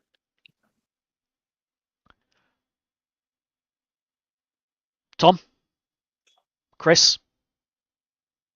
Sorry, excuse me, repeat. What is the bear's passive perception? The bear's passive perception Sorry. is a 13. Do I keep my intelligence stats, wisdom and intelligence when Yeah. I'm wild shape? And it's a 15. It's a 15. Yeah, I'd say as the bear, you'd hear him mutter this somewhat, as you hear him turn, curse, and say, "This is a losing fight. I'm going to get out of here." And he dashes out of the battle Okay. and runs away. Okay. Steve, you're up. Right. I am going to move over here, and I'm going to cast Toll the Dead on the fighter that's in front of Aspen. Yep. The scouts. I assume he's been hit. He has before. been. I need him to make a wisdom saving throw. Oh, wisdom saving throw.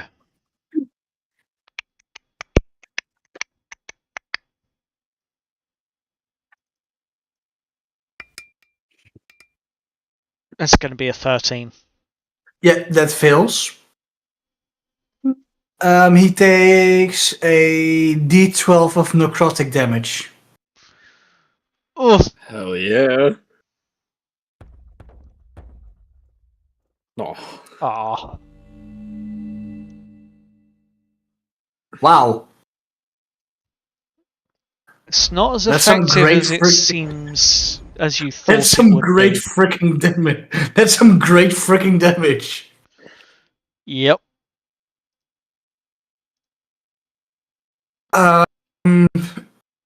Yeah, that's going to be my turn.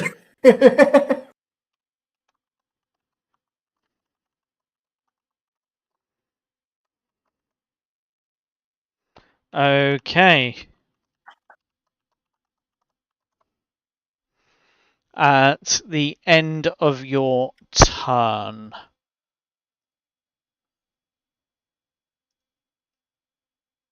the Mastiff that is still yet not under your control, or what have you, is going to chase down Jess, and once again attempt a bite at your ankles. Finally, Bastard. a dirty 20. Yeah, that's gonna hit. You take 3 points of piercing damage, and I need a dexterity saving throw from you, please. Right. Okay. 18. You manage to free yourself and stay on your feet. 3 points of damage. Oh, I'm not looking good. Mm.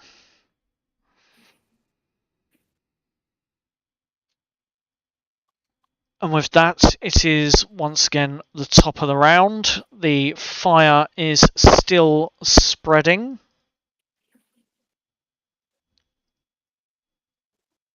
And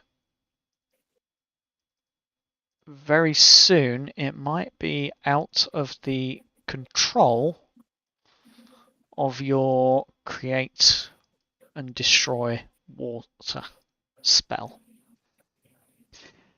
But one of the fields is now completely burnt off and smouldering near enough. And it is the prone human trick shot scout that is in front of Osiris, who is going to use half his movement to get up and no longer be prone. So, sorry about that. As he stands to his feet, he lifts his heavy crossbow, aiming it directly into your chest, Osiris. Okay. Bearing in mind this is with disadvantage because it's ranged at point blank. Does a 13 hit? Nope.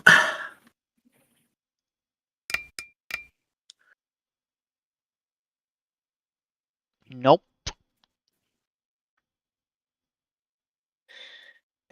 It does not. That's my arrow now. I'm taking it. I'm keeping it.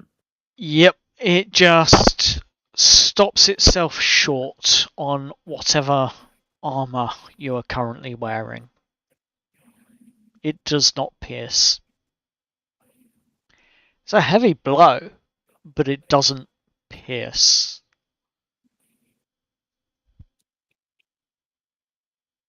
Give a nice old smile to him. And it is your turn. I would like to do the exact same thing, which is point my sword onto his chest and just go. Is the dog considered a friendly creature that I could flank with? At this current time, yes. Yes. However, okay. Well, I will say there is what appears to be a bit of a rock or a stump of something that is directly behind him and with flanking. So you would be actually elevated slightly from him. Therefore, it would negate the flanking advantage. Okay, I'll just stay right in front of him and just stab. Go for it. Stabby, stabby. Whee! I said roll. No, did it roll? No, it didn't. How dare you not roll? Calm. I guess I won't. No stabby, stabby. 12 to hit. Do you not get the extra +2 from your I don't know how long proficiency? Crimson Light lasts. Oh, from my Or do you not get- proficiency. If it's the extra +2, then that's 14. Which does hit. Does oh stabby, stabby. Oh, stabby, stabby. Oh, a lot of stabby, stabby. Nice. Let's go. That Oh, that is max damage. That- That is massive. He is looking extremely hurt after that, as you just launch a barrage of whatever this is with your sword at him. He does not look happy. And do you know what? With my bonus action, I'm just going to put my hand on his shoulder and just properly engage into his face. Yep. Saying, "Shoot me! Do it!" Chris! As the brown bear that you transformed into. Yes. I am going to take another swipe at the guy in front of me with my claws, because I know he is almost down. Yep. And still restrained. And this will be with advantage, remember? Yes. Yeah, even though he's got a really good strength check, he keeps failing it. So 21. 21 hits. And then the D4. I don't know why it keeps rolling twice, but we'll take the first one. The 6 damage. The claws. Yep. And if you want to run your bite. Yes. I will also run my bite. Once again with the advantage. Oh, dirty 20. You've hit it regardless. Yeah. But you never know, you might get a crit.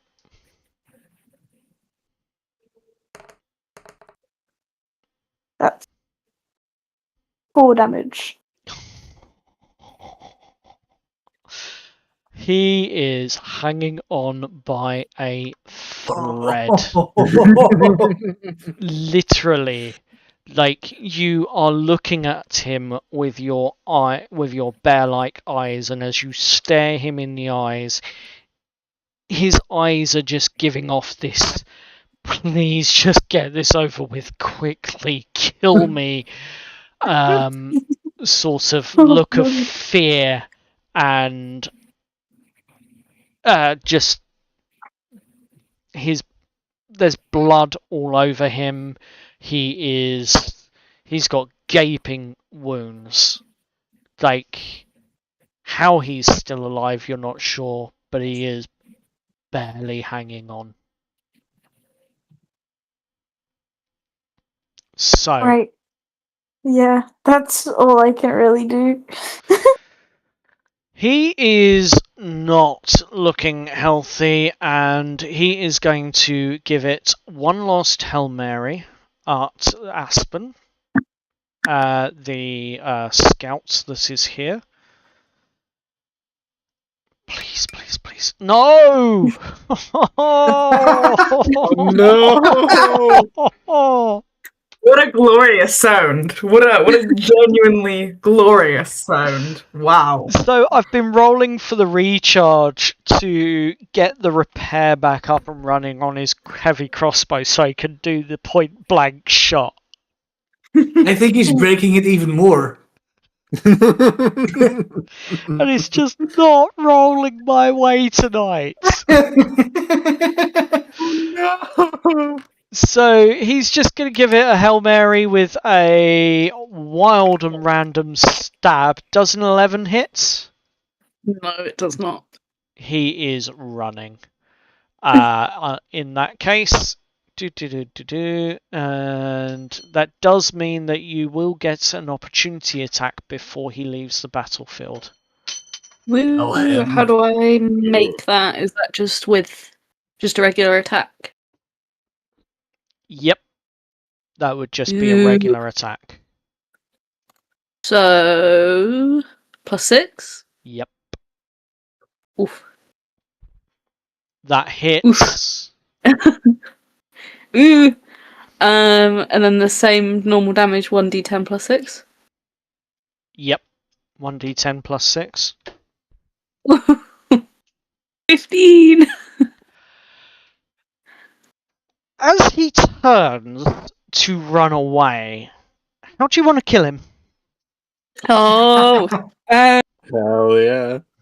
I'm pissed because he hurt me and now he's running away. So I'm just gonna cleave at his back with my long sword, just straight diagonal across.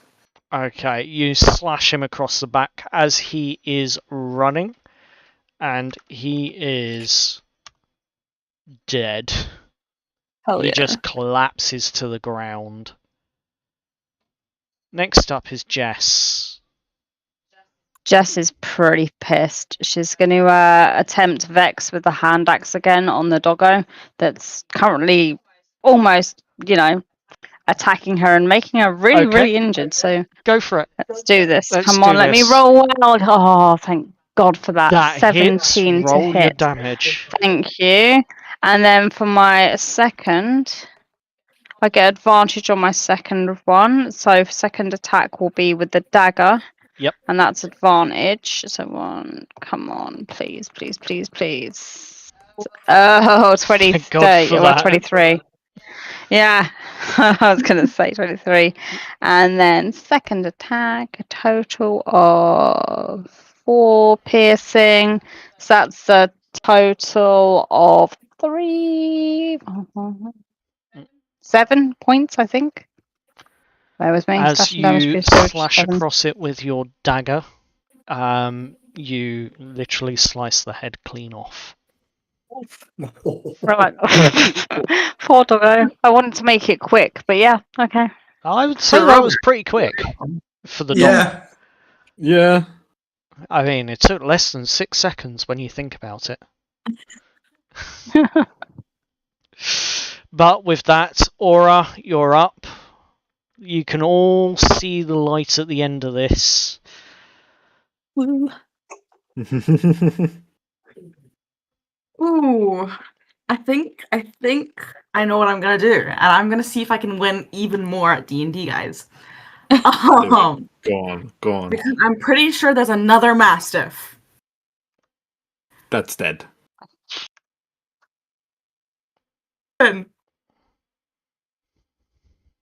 The other Mastiff is currently attacking the enemy. That's the only Mastiff left on the field. Oh. Okay. Well, I suppose there's no. I actually need to talk to you about that Mastiff, DM, because that's part of my class. I will use my last spell slot. Yes. To create water again. Yep. And take out the next most dangerous fire for our exit. That'll be the one to the southwest. So I will do that. Is there any more enemies on the battlefield? This one here. Ooh. Yep. There's the one in the middle, and then there is the one that's clinging on for dear life in front of a bear, scared out its wits. Okay. I need to draw a 30-foot. Oh, just.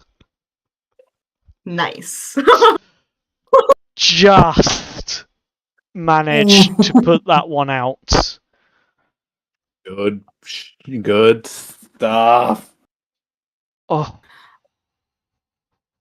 And it is now raining on that part of the field. I can use my bonus action or reaction to have the friendly beast within 30 feet of me make a single attack. Yep. The beast will use my proficiency bonus for its attack rolls and damage, so that's a +2 to both. Okay. You will give that command, and it will obey it on its turn. Alright, slay. Okay. That's Technically, could Could she do that to me while I'm wild shaped? Because I can only transform into beasts, and I'm a friendly beast. No, because this Mastiff has been persuaded by her. Yeah, but like another time, like would that technically be a thing No. in the realm? It would not be a thing for you, I'm afraid. Nice I try. got tons of extra attacks. Nice try. We got it. But yes, the Mastiff will perform that action on its turn. Aspen, you're up. It was the Brawler, but he is incapacitated at this point and cannot do anything, so Aspen. I am going to... I think I can use... How much movement do I get with the Steve magic thing? What's you your get a- usual movement? You can 30. dash your movement. So you get 60 foot as normal movement, which will put you right next to, on the opposite side, flanking with Osiris, if that's what you wanted to do. That's exactly what I'm looking to do. I'm going to dash over to flank the guy, and I'm going to smack him with my sword. I'm going to reckless attack it, because why not? Cool. Roll your did I attack. move? You didn't move. I didn't move. I run. You There we gotta go. waddle over there. Waddle. I did it. You did do Yeah. it. Okay. Right, reckless attack. So I will roll twice. Mm-hmm. Okay. So, 16. 16 hits. Low. And that is 12 slashing damage.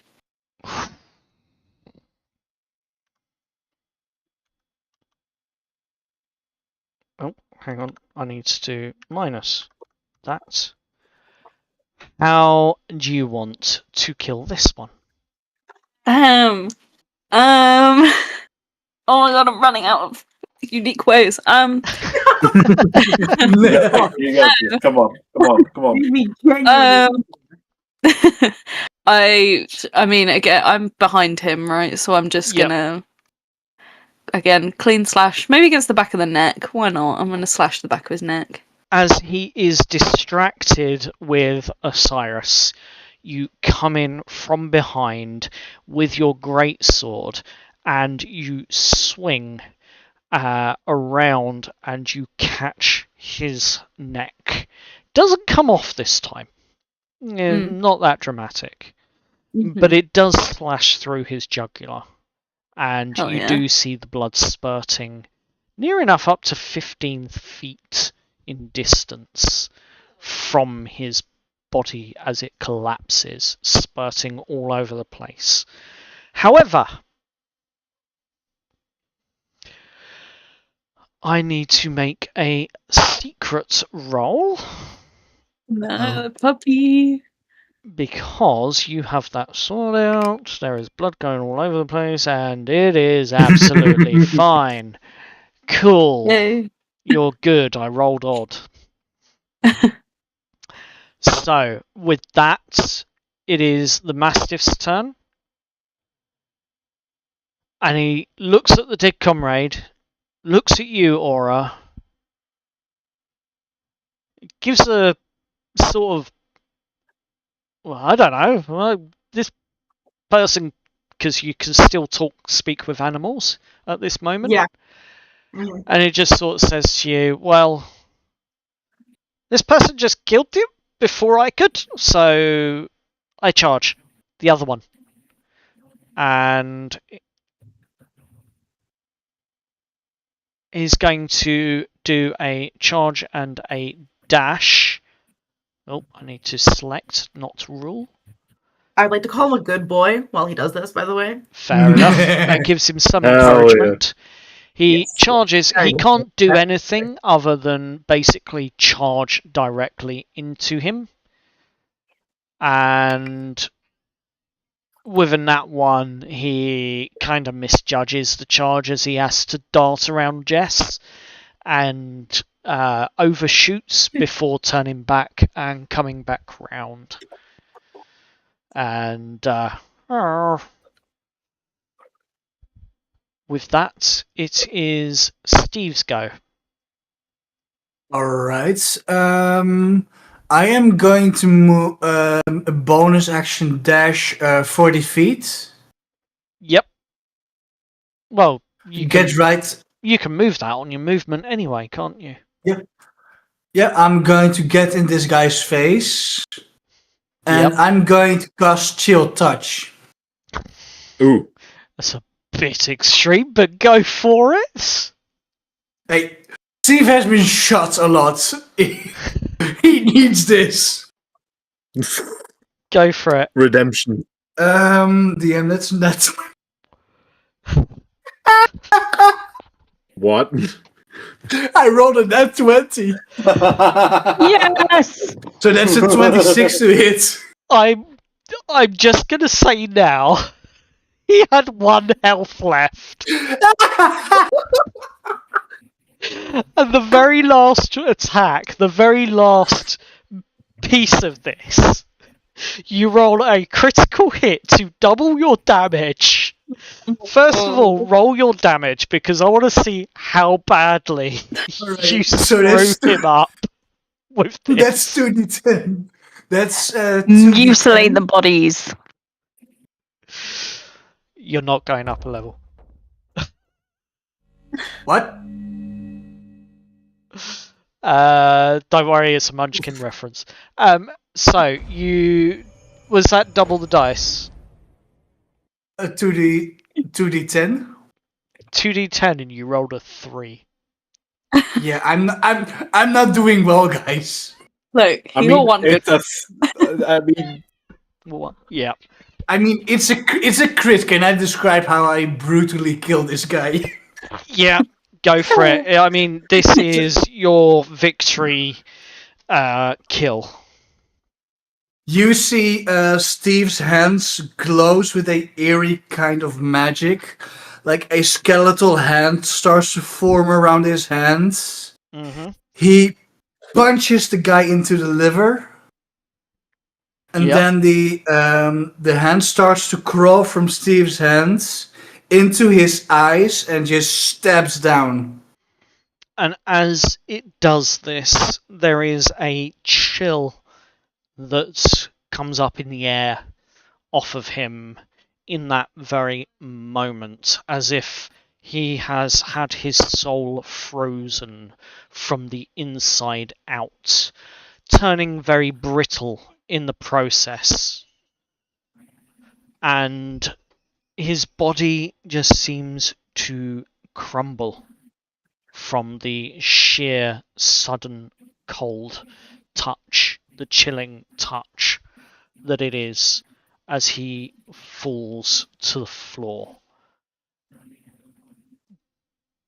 Dead. Oh, damn. Nice. oh, yeah. So what are you going to name your dog then? So DM. You should ask him if he has a name. Fun thing I'd like to ask. So on my next level, I actually get an animal companion. Yes. Oh my god. Can I be my animal companion? I beg of you. Yes, and as a part of your roleplay to level him up, this is above the table.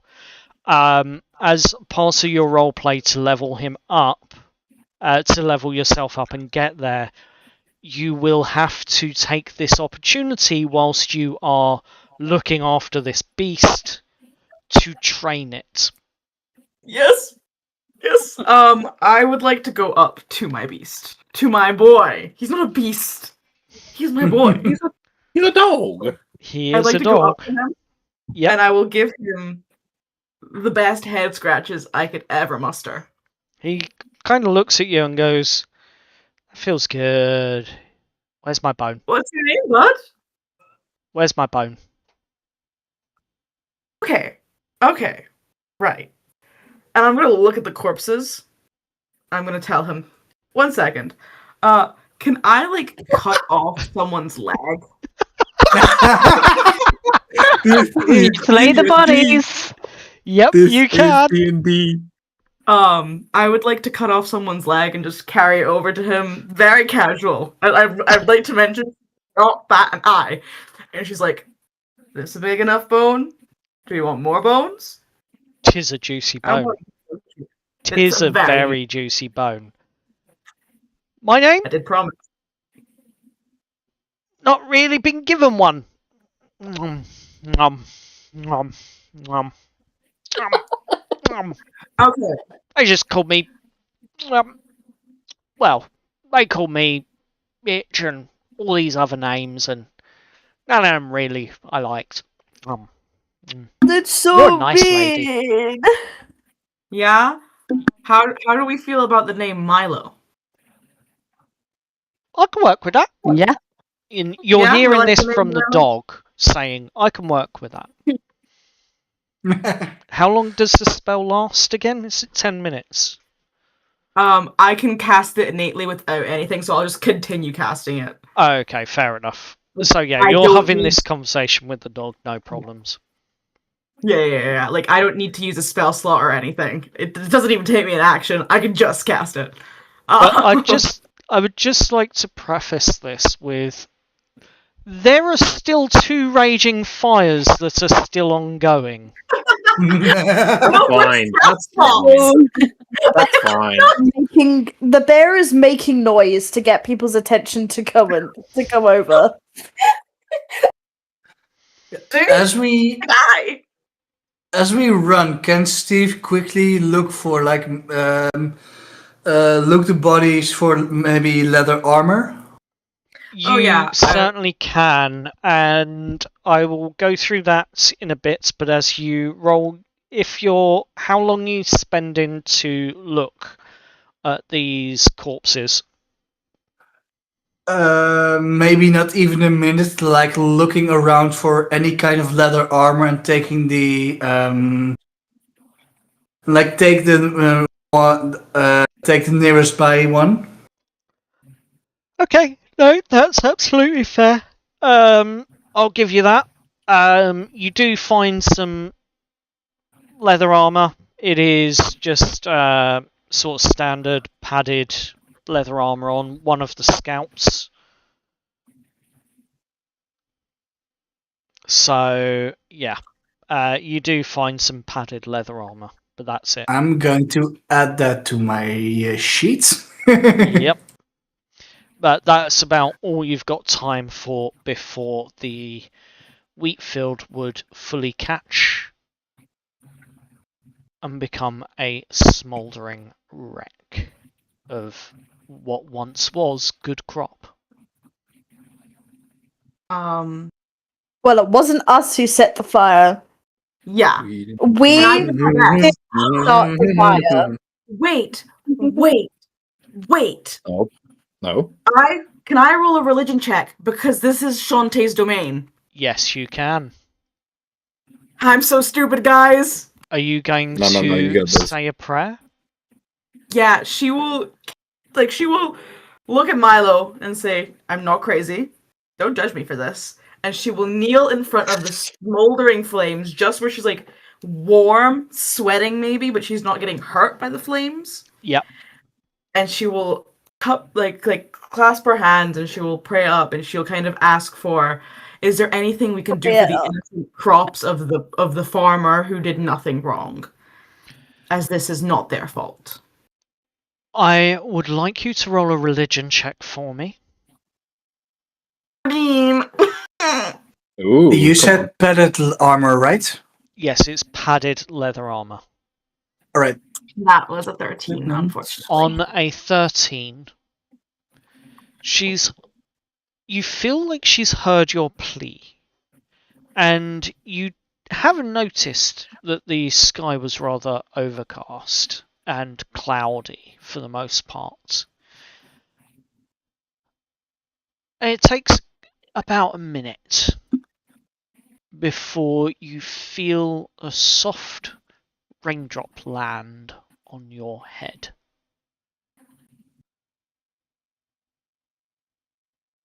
and there is a slow, steady build-up of rain falling.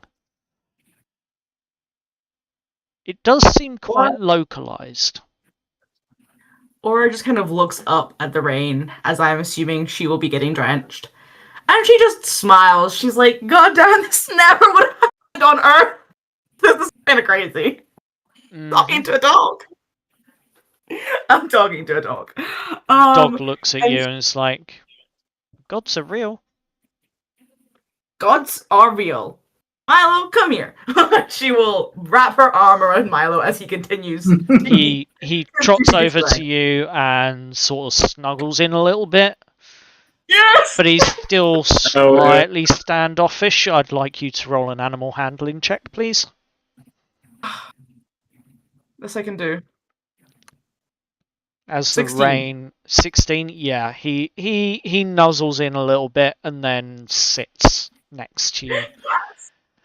As the rain begins to pour.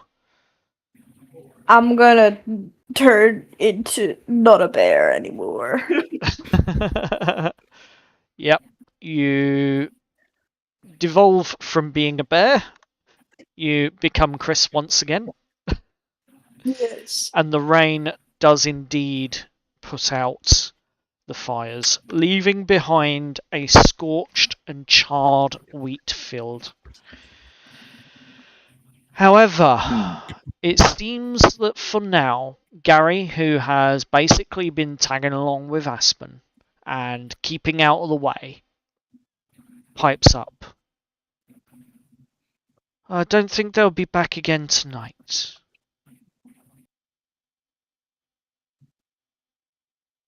Aura kind of looks at the carnage. I think they're dead. One did escape. Damn it. I have some weird shit in my mouth.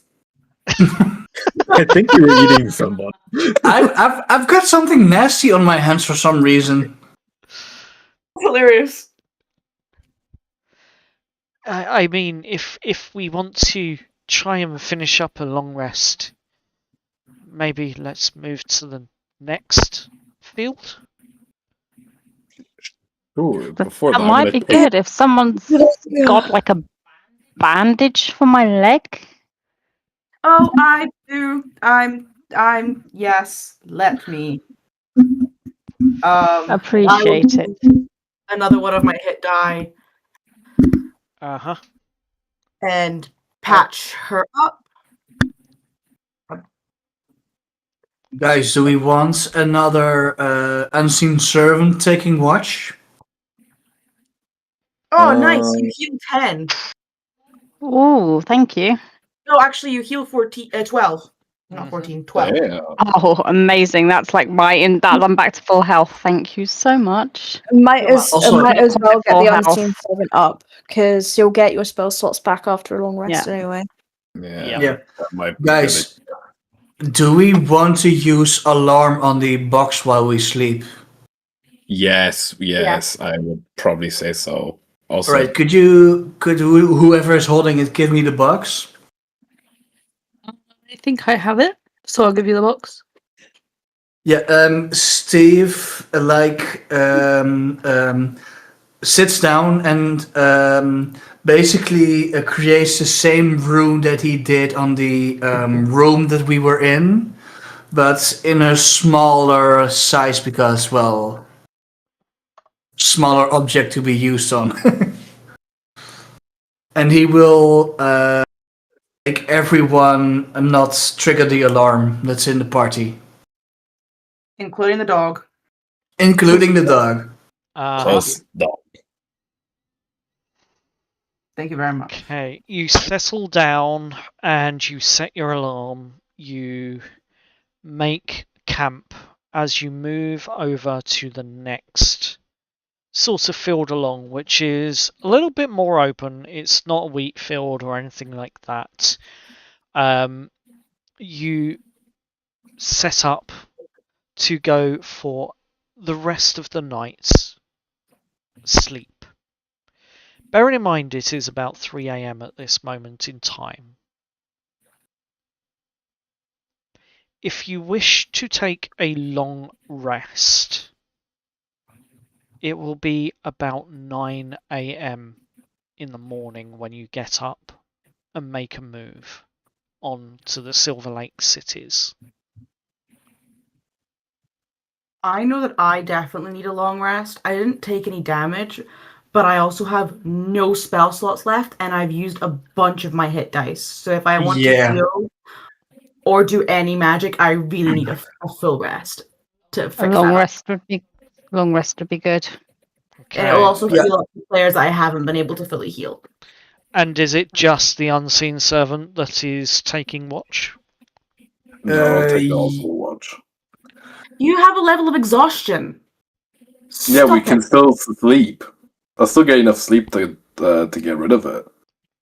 The unseen servants can telepathically speak to me if anything goes wrong. True. Okay. Okay. And it shares my perception, I think. It does. Yeah. As you settle down for hopefully a night of sleep, I would like a perception check from the unseen servant and Alright. any roleplay moments that you are going to do prior to going to bed. Want me to roll the unseen servant's perception first? Yes, please. Alright. That's another net 20 Oh my for a god. 24. That's God good. damn. That's good. God damn. So, good news. You will manage a long rest without being disturbed. Oh. Thank God. There's a couple of moments where the unseen servant says, "Ooh, there's a rabbit," or "Ooh, there's a squirrel." But other Yeah, than I gave it the order to only look for hostile entities. It doesn't So know if Steve the can- rabbit or squirrel is hostile. True. Fair. True. They can be hella dangerous. Gonna get attacked by like 10 rabbits. Alright. Yeah. who knows? But you do manage to get long rest. So if there's any RP for the night before you go to bed and the morning when you wake up, now is the time. I would like to teach Milo, Paul, and Sid. Please, Andy. I also want to hang out with Aura and the dog. As I would like to hang out with Aura and the dog as well. Hell yeah.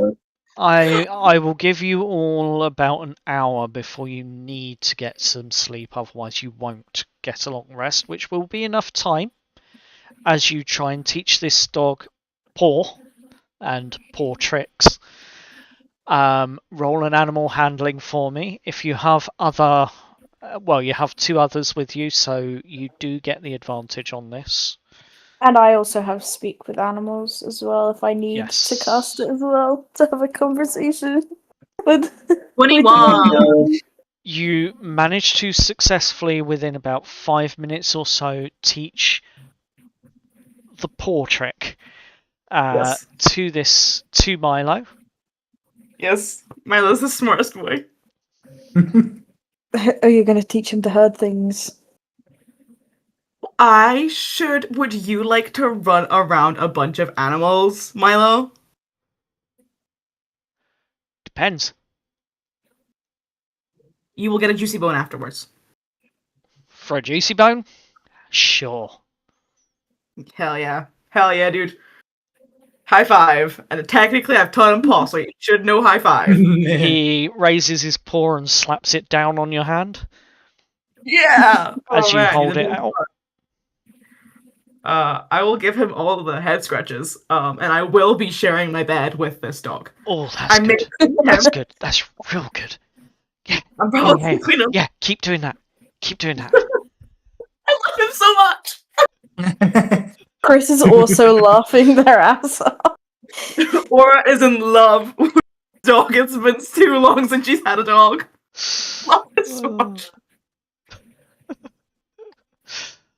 Is there anyone else, Jess or Steve or Osiris? Yeah, I want to do I'll something. approach. I'm hanging out with Oh, go ahead. Aura and the dog. So I'll ask Aura if Or Milo's Aspen. okay with me, or Aspen. If I can pet the dog, if he consents to me giving him head scratches. Mm-hmm. I will ask Milo. I will tell Milo, can Milo that this is a friend that gives good Okay. scratches. Yep. And I will give him good scratches. Hell yeah! Like the pair of you that can speak with animals, all you're hearing is, it's good. It's good. I wish you'd move left a bit. No, that's a bit too far. Right a bit. No, down. Yes, there. Right there. That's what you two are hearing. All you're hearing is slightly disgruntled, but still very positive grunts and woofs from this dog. Goes from slight grumbles to the absolutely like content rumblies. Yes. Rumbles, guys. Good boy, Milo. Good boy. Yeah, so Steve is taking a bit of distance from the doggo, mainly because a minute ago he was trying to bite his face off. Well, more your ankles, but yes. Yeah. So yeah, Steve is going to look through the bodies and look for a longsword. A proper longsword, I might add. Sure. Roll an investigation check for me. You didn't really see any long swords being used, however, so you're not going to find one of them. Yeah. Let's say 10. No, on a 10, all you can see really are the heavy crossbows that have been left behind, a net, like a throwing net, and the sort of rather large clubs. All right. That were being used. What you do deduce from this is that they weren't there to kill you. They were there to capture you. To capture us, yeah. Yeah. So yeah, in that case, Steve is just going to sit like a bit more in the grain field, just lay down a little. Mm-hmm. And he is basically going to spend the rest of the time to cast the Unseen Servant as a ritual. Yeah. Okay. You cast your Unseen Servant. Aspen, Osiris, is there anything you'd like to do before you settle down for the night rest? Loot the dudes for money. Honestly. Roll an investigation check. That's so real. We still have the exhaustion, so fun.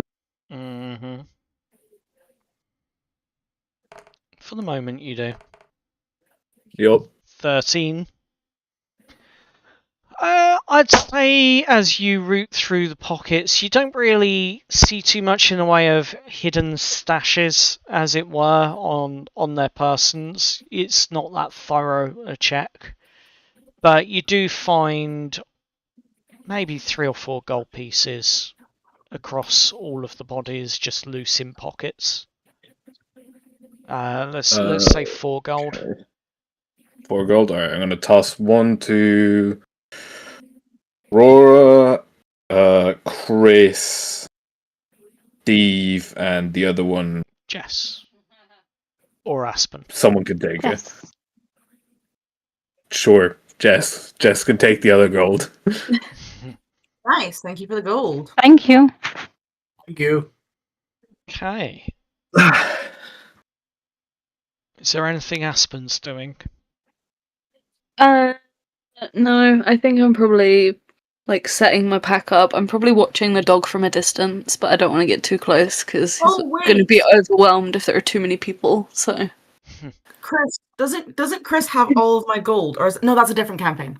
That's a different campaign. So how much gold was it again? 1.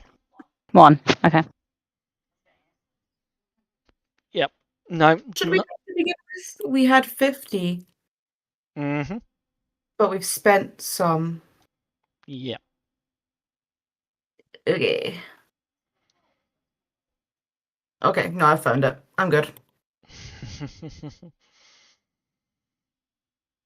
As you pop the gold pieces into your purses or wallets, if that's indeed what you're doing with them, as you know, gold pieces become £20 notes as they change in your wallets back to the Earth currency equivalent.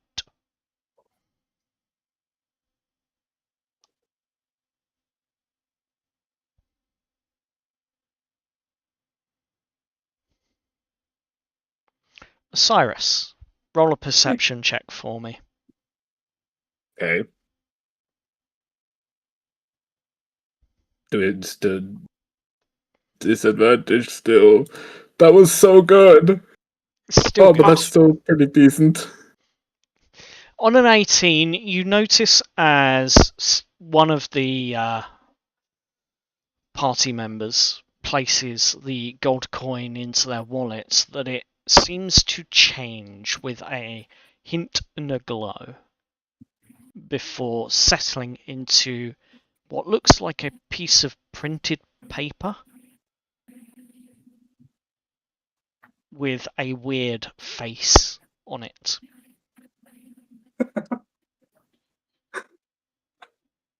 Right now he's too exhausted to even I'm going to be so honest. And exhausted as you all are, you crash out for the night. You do get long rest, so make sure you mark that on your character sheets and put yourself back up.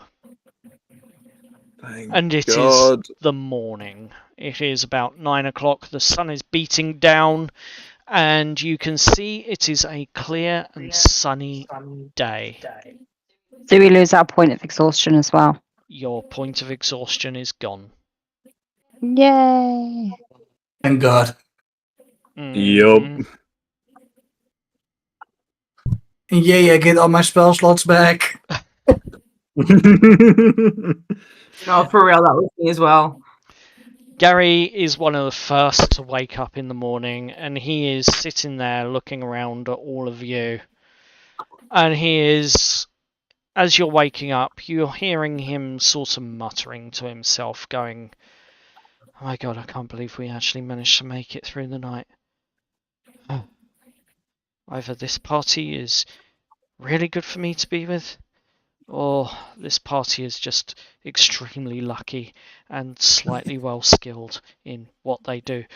But I think I should stick with them till we get to the city, and then I can maybe offer them safe place to put their head for the night at the Smiths." And he's just sort of talking to himself in that way as you're all waking up.